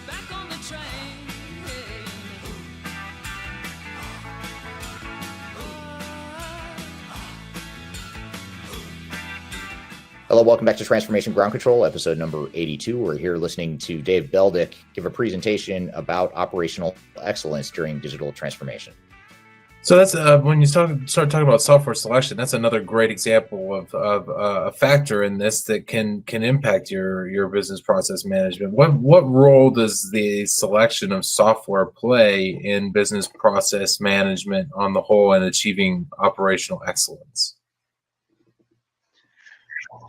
So it's going to tie again to the strategic direction you're trying to go, and what are the process goals that you have and how you need to orient them, and what are you going to be able to find from a software that's going to do it. So part of it is choosing software within a category that's going to fit to what you want to do. Part of it is also understanding from this perspective of what software you need and what categories. You know, for example, I'm working with a client right now who has a highly customized CRM system that they're using essentially as a CRM and an ERP right now, and they have a disjointed HCM system that's sitting next to that. And so what they have is they've built a lot of their processes around the fact that it is their customer system is how they are managing everything that they do, and everything flows through that, and they've highly customized it, and it's pretty rigid and inflexible at this point. So in their case, it's taking a look at, well, we need to look at our CRM options, our ERP options, our HCM options,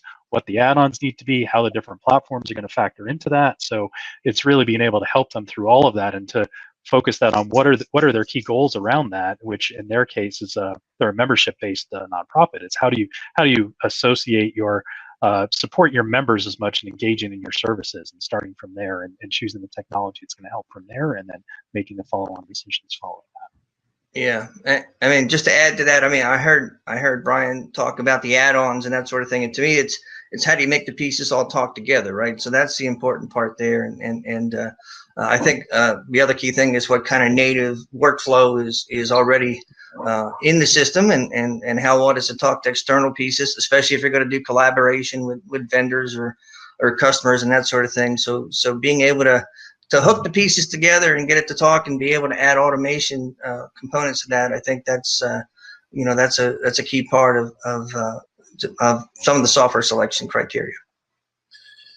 Gotcha. And as we're talking about technology in this process improvement, process management, operational excellence space, there are two different viewpoints on this that that kind of predominate in the industry. One of them is that technology should drive the process improvements, and the other one is that the business should drive the technology. What kind of factors and trade-offs do you guys see between those two scenarios where technology is the driver versus when the business is the driver? Well, I'll start it. Brian probably can add to it, but I think part of the challenge, and a lot of it has to do with the culture and experience of the company, right? So, I think when the business is driving the activities, I think you can see where you're struggling, and you can make that incremental change, but sometimes you've got to have someone from the outside tell you about something you never even dreamed was possible, but someone's doing it, and it can help you a lot, but you just never even thought to consider it. That's the flip side of where the technology is driving the thing.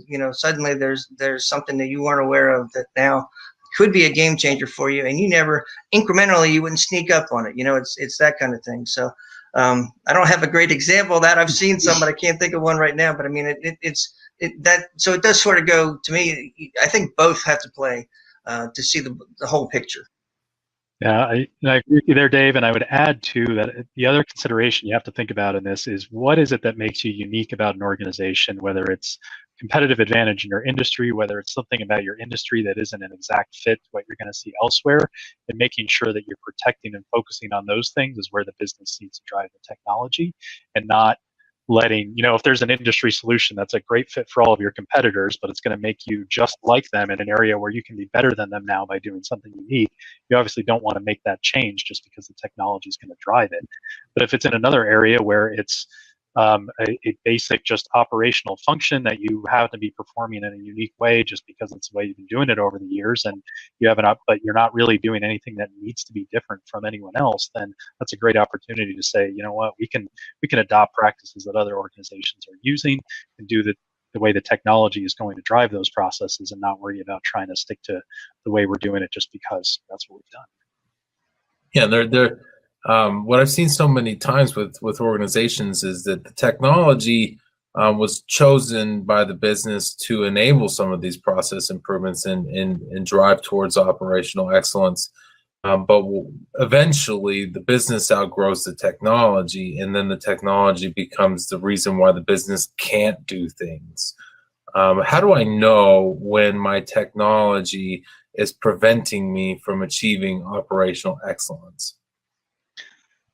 Question, Adam, and it's really important there to be able to take a step back and to spend some time into to mapping your processes. And to Dave's point earlier, this is where you do want to make sure to take a step into them, to start looking at what your handoffs are, to look what you're trying to accomplish with these processes, and to get an understanding, and really asking a lot of why. Having a session like this, mapping a process isn't just about getting the steps captured on a document. It's about understanding the why behind each of them and what's driving doing the things the way that you are, particularly the things that may be unique. So as you start getting into that, if you ask the why question enough, you may find people saying, well, we've just been doing it this way because that's what the system was designed to do 20 years ago, and that's how we make it happen. So if you are really focusing on that and driving it towards the conversation about what are you trying to achieve for your customers at any given step along the way, how is our technology versus what our people are doing,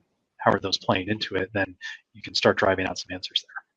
Yeah, I think that's exactly right. I think the why we talk about, in the continuous improvement space, you talk about the 5 whys when you're doing root cause analysis and drilling in deeper, and it's the same sort of thing applies here. If I'm trying to automate a step and I'm struggling to do it, it's the why. Why can I not do this? What is preventing me from doing that? And then as you drill down into that, you'll finally get to a point where you can't go any farther without changing some functionality or capability of your system, and that's when you start to bump up against enough of those, then it's time. But as long as it's something that's within your control and you can change, or if you're working with a vendor and like let's say you've got a vendor who's invoicing you and you've, let's say that you're trying to automate some of the invoicing stuff and you struggle with the fact that their invoices don't come in with both a PO number and a line item and all that stuff. So you work with them to make sure they include a line item in their detail, and then you take that next step. But if you start to bump up against it from a system standpoint where the system doesn't, you no longer have the capability to take that next automated step, then I think that's when you start to, when you get enough of those under your belt, it's time to say, okay, we've got to do something different.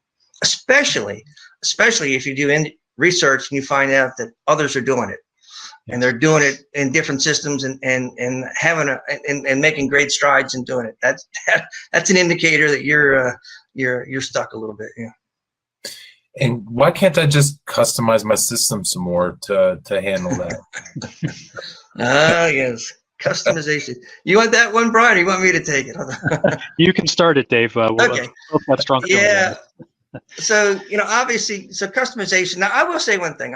When I talk about customization, and when others talk about customization, I hear people that say customization, bad word, never, ever do it. And what I found is that there's degrees of customization. I would say never, ever change the core code, but you can do some things that'll automate the execution of the core code so that it simplifies things. And in fact, that's what BPM is all about too. So, but when you start trying to do something that the ERP system was not designed to do, and you start to put in some of that kind of customization, now suddenly, when a service pack comes in or you're ready to do an upgrade, now you struggle, and it's almost impossible. And these ERP systems are so highly integrated. You push something here and something pops out over there.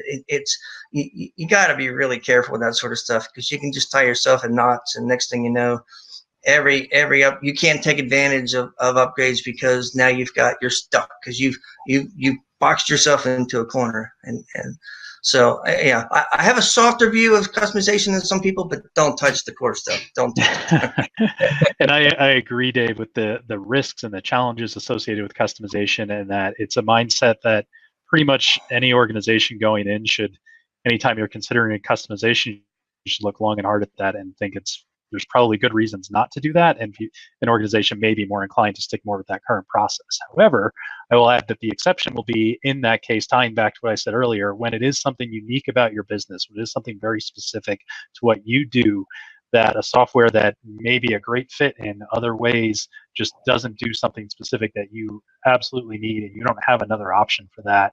You don't want to change those core capabilities of your business in a way just because the software does. So those would be the cases when you do have to consider a customization. But that should give you an idea of how you should really think about those trade-offs. It needs to be fundamental to who you are as a business. It doesn't just need to be something that you like because it may be a little more efficient, or you've had some nice comments from customers here and there. It needs to really be central to what you do. Yeah, that's part of that's a great great topic. Like, from a perspective of being able to prove out business value, right? Like, is it worth it? Is it worth it to customize the software? Is it worth it to get more software? Is it worth it to get new software? What are some of the factors that you guys would see being involved in being able to tell, is it worth it to make this business process change? Yeah, and I think you have to look at it first from the perspective of really considering your range of options pretty broadly. So if you don't want to limit yourself to just how can I customize the software to fit this, or there are a lot of process levers that you have in play that you can look at. So looking at everything throughout your supply chain, everything from where you're receiving information, what you're doing with it, handoffs that you're doing internally, how you're passing on to your customers, you may be able to find where there are things you can make a change to in a different way than what you were envisioning. So you first want to start with really looking across the range of what the options are, and then you can really make it a methodical approach towards these are the set of options that we do have here, and then you can lay out, customization would be one of those options on the range of putting a lot of risk into your long-term maintenance, but having something very specific to what you want to do versus, say, another change that might require a lot of internal change, in which case you'll want to set up some change management procedures and activities through the course of your implementation to help your people through those, or possibly looking at what the impacts are to your customers, and maybe you have to do some messaging to them and support them in a change, or do some other trade-offs to be able to enable it for them. So you really need to lay out across a wide range of what the impacts are and be able to take a look at those in a structured approach to say, this is the totality of what we're looking at and how we're making that change. So it can be really an informed decision. Gotcha. And Dave, what do you, from a perspective of the people side of things, and we're talking about change, and as you know, change management is near and dear to the hearts of Third Stage. How does the people side of change factor into operational excellence and business process management when you're trying to decide what it is you should do? Yeah, so I was kind of, as Brian was talking, I was thinking of an example of something that I had done way back when, and actually does kind of very much get into the people side of things. So maybe I'll kind of say the example. There was a debate about a particular type of customization, and these folks, the CSRs, were doing some. It was something where they had a customer consignment, and every month, or every week, they would create a customer consignment bill, and they would have hundreds of batches, and all the batches were all different weights and stuff like that. And they had this, the out of the box, it was, you don't need any customization to do that. What they were doing was Control C, Control V, batch number, Control C, Control V, weight, and they were doing this hundreds of things, and they almost never got it right from the get-go. And where they found out it was wrong was when they went to post it, and it was just driving folks nuts. It was taking hours. They were getting made mistakes. Everybody was frustrated, and the cool thing about this one is the rules were very simple. So every time they consumed a batch, they consumed the entire batch. So it was very easy to write a simple routine that would do that, would grab the batch number, and then we basically presented the inventory and said, put a little checkbox next to it. I want this one, this one, this one, and this one. Press a button. It always got the batch right. It always got the amount right, and it always posted right after that. And it took about 10 minutes to do what was taking them hours. That is, to me, is good kind of customization. It's not truly customization. I didn't change any core functionality whatsoever. Had a big impact on the people. The morale was suddenly just turned on a dime. And so when you talk about the change side of things, listen to the people. They'll tell you where the pain points are. And it's not just grumbling, but you can't have that "we shall not have any customization" hat. You've got to think about it. Is there a reasonable way to do this that's low risk, achieves either great reduction in errors or great reduction in effort? And if you can do both errors and effort, great. So kind of you kind of have to balance those things. The more pain there is, the more likely it is that there's something you can do about it. Yeah, that's a great topic to expand upon, and as you start thinking about how you change technology and how it is you implement a piece of technology to achieve some of those goals. We had some questions yesterday regarding how to ensure operations are ready for that go live, whether it be a new change that's being just rolled out to an existing system, or a whole new upgrade, or a brand new implementation. How do you make sure that your operations are ready for that? So, there's a couple of pieces of this. One obvious one is just from the testing side of things and just making sure that you validated the system is doing what it needs to. But I think from a more taking a look at it from that people perspective and how we look at it, there's a much broader range of activities in terms of you could have the system work fine, but people may not be aligned within their day-to-day jobs of how they're actually going to go about and utilize that. So that's where you have a much different challenge, and it's one that it's not necessarily the role of your system integrator who's developing the technology for you to be that in depth with what your people are doing and how they're executing their processes on a day-to-day basis, even with things that aren't tied into that system they're implementing. So what you need to have there is a lot of preparation as you're identifying what these changes are. And this taps into what we were talking about earlier with as-is process maps.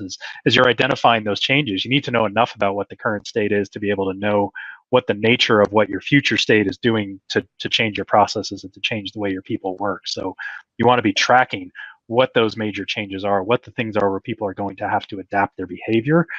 You want to have some kind of change impact analysis that you're going through in your implementation process, and that you have an action plan around each of those, that you're taking steps to change the procedures, help with the training and communication around all of it, and make sure that people know what it is they need to do on day one, and that they've really been able to vet out those things and work through them with you. Right. And to add to that a little bit, I think the thing that I like what you said, Brian, about making sure you've got the testing and the scenarios and all that stuff played out.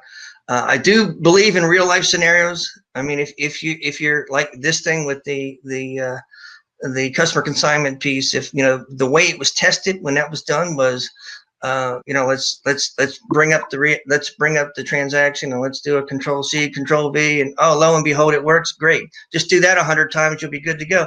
And of course, that didn't work. So if you're going to do, I definitely believe you should do as realistic scenarios as you can. We should have tested a 100 line item. We should have done that.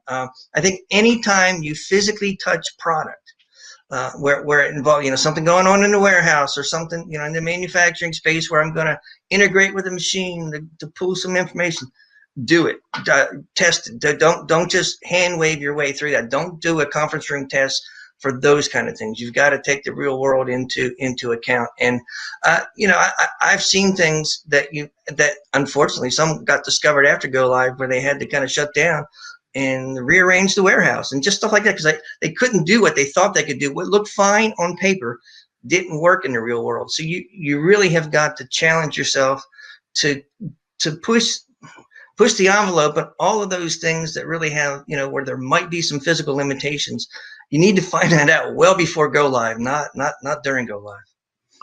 Okay, we're playing a clip from Dave Beldyk talking about operational excellence. We're going to pick up the clip when we come back from a quick break. You're listening to Transformation Ground Control.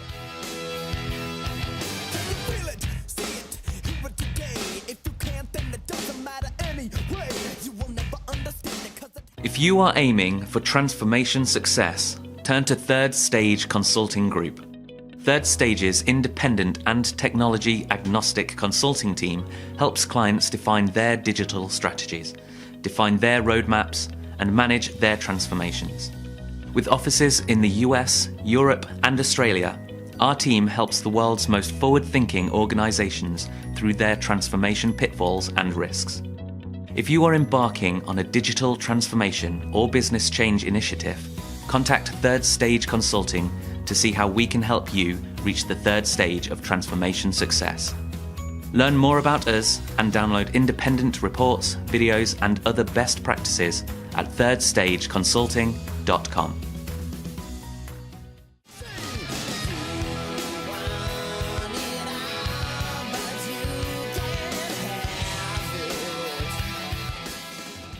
Hello, welcome back to Transformation Ground Control, episode number 82. We're here listening to Dave Beldyk give a presentation about operational excellence during digital transformation.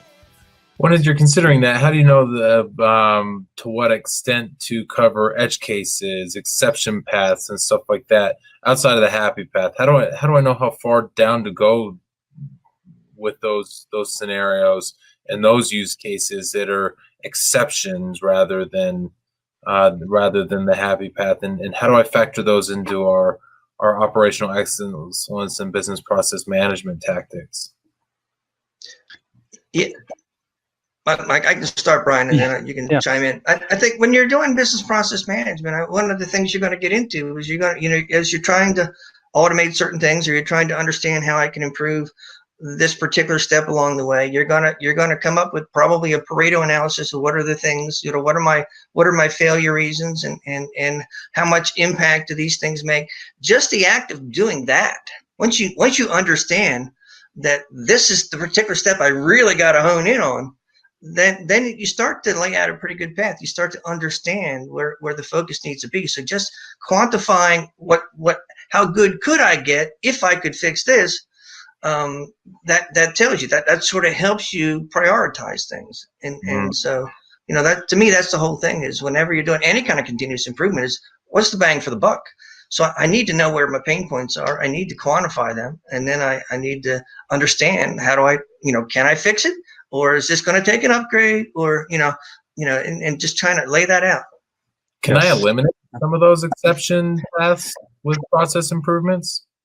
Absolutely. And, I think the thing you need to take a look at in that too, in addition to the question of why, when you're going through your current state, it's how much. And ideally, you're going to have data on that. So the more you're able to have data around your processes in your system and can answer that question objectively and clearly, the better. But even if you don't have the data that's telling you how much, because it's very common, you get in a session talking about current state and people are going to say, oh, this was the most painful thing ever. And then you ask about it and you say, well, it's only happened once in the last 2 years, but it just happened, last week, and I had to spend 4 hours on it. And that's a real pain, but it's also not one you want to design your process or your system around.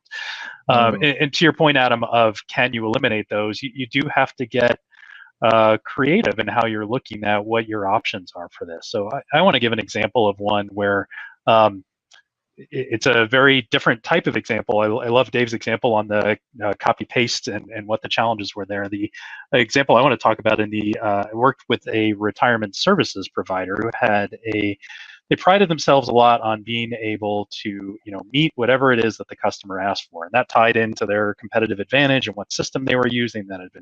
It was a home built system that had been highly customized for things. And it was a culture, though, of pretty much saying yes to anything that clients were asking for, and then always just dealing with the operational challenges down the road. So it wasn't just one case of trying to figure, can we customize this or that? It was a constant battle of, there's always something coming up that people are going to have to figure out process workarounds to deal with everything that's getting promised from sales. And this wasn't just sales going, off track of what they were supposed to do. This was culturally what the organization was about, doing that. So that type of shift was one that the direction to address that was really putting in a robust process for product exceptions and an oversight into, if you're going to request something outside the norm, it's got to get approved by certain people. It's got to have more of an analysis of what the cost is around that.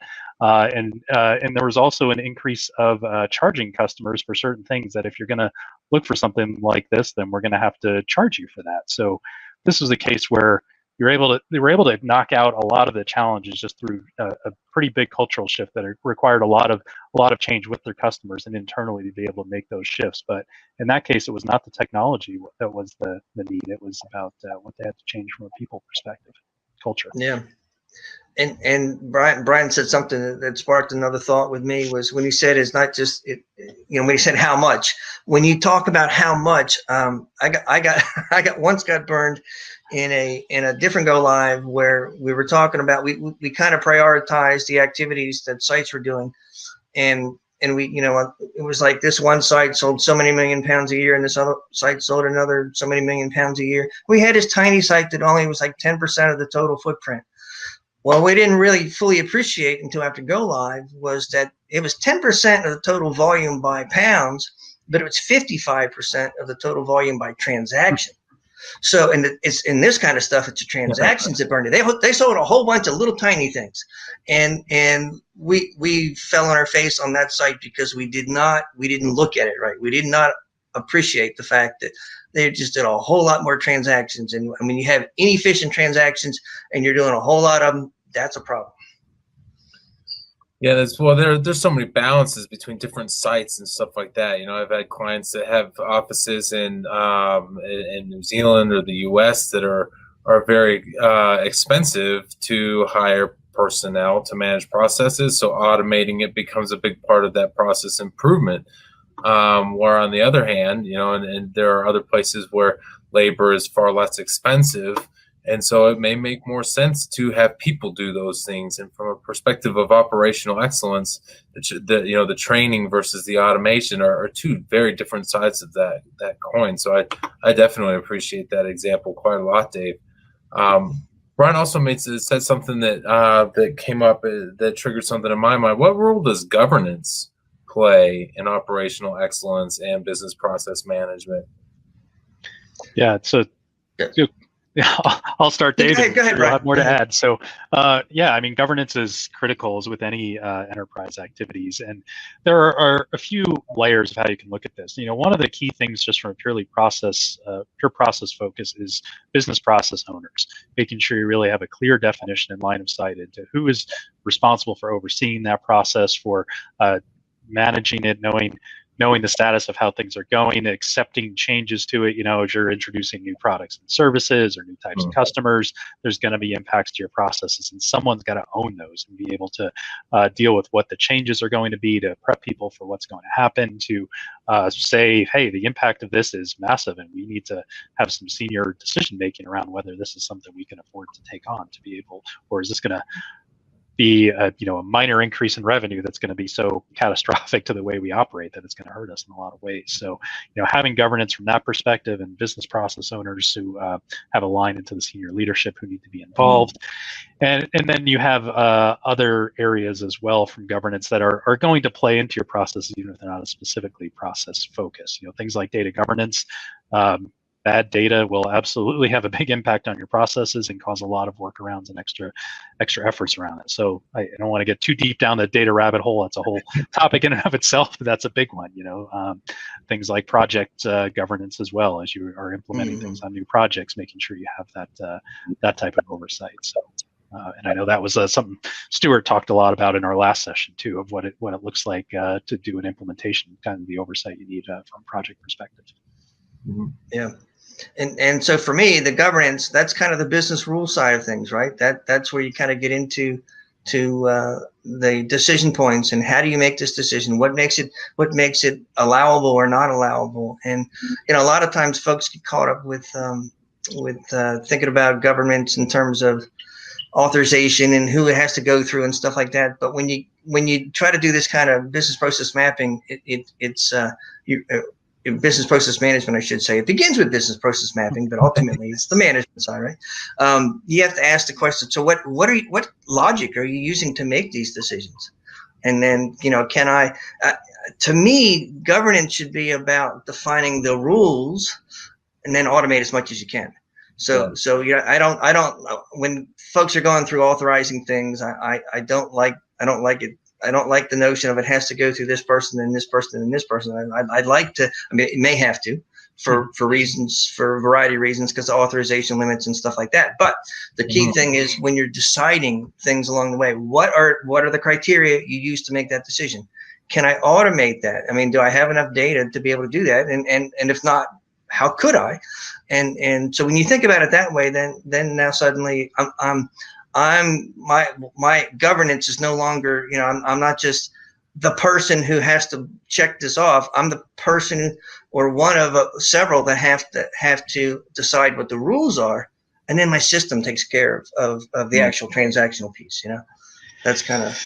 Yeah, and Dave, you get into a lot too if organizations are so focused on those approval paths. You get a lot of checkers checking the checkers, and a process that's more problematic, and no one owning the quality of the process, because everyone owns it. And you might see one process that the same information is getting checked 3 or 4 times. People have different standards in how they're checking it, and it can be a tough sell for people, especially when the technology doesn't support very well. But it's not just about the technology, but of trying to say you don't need to have this many sets of eyes on something, because it's not improving the quality if you don't have someone who is just accountable to something being right.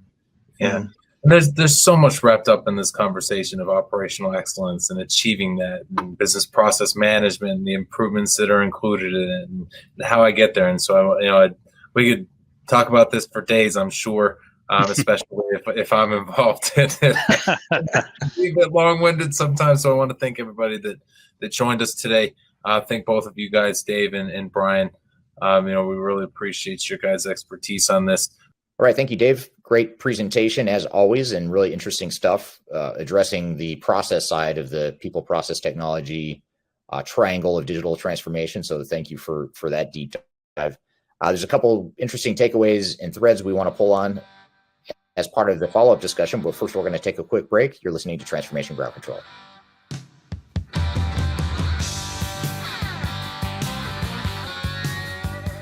Hi, this is Eric Kimberling, the CEO of Third Stage Consulting, and we recently hosted our Digital Stratosphere 2022 virtual event. It's 3 days of packed content related to digital transformation best practices, about 16 or 18 different workshops and different speakers that are presenting on different topics, everything you need to know about transformation. The bad news is if you miss that event, the event's over. The live event already happened. But the good news, if you've missed it, or even if you did attend it and you want to see replays or you want to catch the sessions you missed, you can do that now by going to stratosphere2022.com. Go to stratosphere2022.com, register. All you have to do is put in your name and email address, just a few fields. You get immediate access to all the recordings, and the recordings cover everything from digital strategy, software selection, organizational change, process improvement, architecture, data migration, cloud, trends in the industry, how to avoid failure, some of the legal aspects to think about, contractual aspects to think about as it relates to your transformation. All that is stuff that you'll get by registering for Stratosphere 2022 replay. And again, go to stratosphere2022.com and you can listen to all the replays of all the workshops that you might have missed at the event. So hope you check it out, and thanks for listening. We'll see you soon. Hello,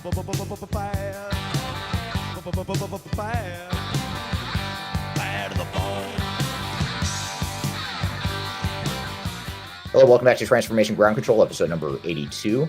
And we just had Dave Beldyk on the show, Kyler, talking about operational excellence. What were some of your thoughts and takeaways from that presentation?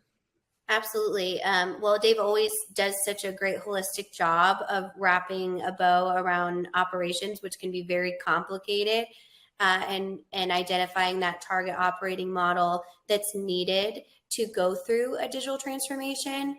I think the thing that I always like about Dave's approach is it's so process-based, and he gives really actionable tactics in that keynote that all organizations can take a look at. And I think a lot of times we associate, and you would have a better insight than myself, a target operating model as a one-time exercise, or only going through when you're looking for a new process, a new technology, a new roles within the organization, when really it should be a constant health check throughout, quarterly, annually, those types of things, to ensure that you're staying focused on that optimization and identifying any key indicators that something might need to be changed. So I think I really like that idea of his approach, is it's more of a journey than a one-time exercise.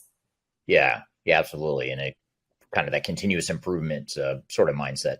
And it also, he always brings in the people side of it. And I know our overall brand messaging is people, process, technology, right? They go together as a synergy, and one cannot work without the other. And I think a lot of times we can look at a target operating model as just that, an operating model, how the business functions, without thinking about the human component of that. And I like how he really focuses on organizational change, again, from a very tactical approach, so that you can not only create this target, but achieve the target through how the organization behaves. Yeah, absolutely. And he does do a nice job of tying not just technology, but KPIs and those sorts of metrics and measurements of operational excellence as well. Definitely. And so to follow on to that, Eric, is there something when it comes to any of the third stage resources that you found as kind of a best process manual or a piece of content that you found really successful in understanding either the target operating model or just overall operational excellence that we could give our audience as a follow-up here?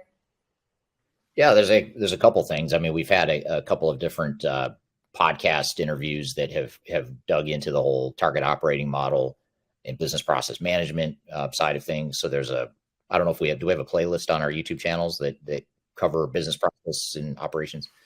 So that'd be one thing, is go to the Third Stage YouTube channel and find those playlists that pertain to operational excellence. And you can certainly go to my individual YouTube channel as well, just search Eric Kimberling. You can find some of them. There's some duplicate content or ones that are on both channels, but there's unique content to both channels as well. So you might want to check them both out.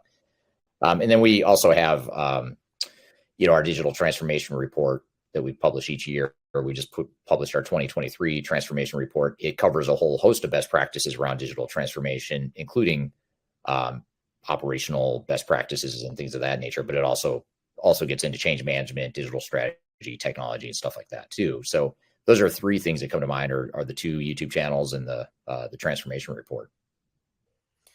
Absolutely. And again, we've kind of preached with Blythe earlier about joining the conversation. If you do have questions about operations, they can be very complex. And the packaging that we provide and value to our clients here at Third Stage and our community in general is just the overall process audit and understanding where are you at now and what are your opportunities to move towards a better, efficient, healthier business in the future. And that's what Dave does on a day-to-day basis. So if you have questions, please feel free to connect with him on LinkedIn or reach out to Eric or myself, and we can, kind of help advise on what are just some basic next steps in a really informal environment. Yeah, absolutely. Be happy to brainstorm ideas with you and bounce around ideas as it relates to your digital transformation, whether it's on the operational side or whether it's the digital strategy, the software selection, implementation, change management, any of that stuff. We're happy to brainstorm ideas with you. So reach out at any point for that, for sure. Well, good. Well, want to thank you for another great episode, Kyler, another epic episode that was packed full of content. So appreciate your time here today and appreciate the audience for being here as well. And be sure to like and subscribe to the podcast in this particular episode and share it with colleagues if you think they would find it interesting. We'd love to get the word out to more people. We have new episodes every Wednesday on LinkedIn, YouTube, Facebook, Twitter, and all the audio podcast platforms. So be sure to check us out again next Wednesday. And you can also go back and see the other 81 episodes that you haven't seen if you missed any of those 81 episodes prior to this one as well. So hope you all have a great week. We'll look forward to seeing you next week on Transformation Ground Control.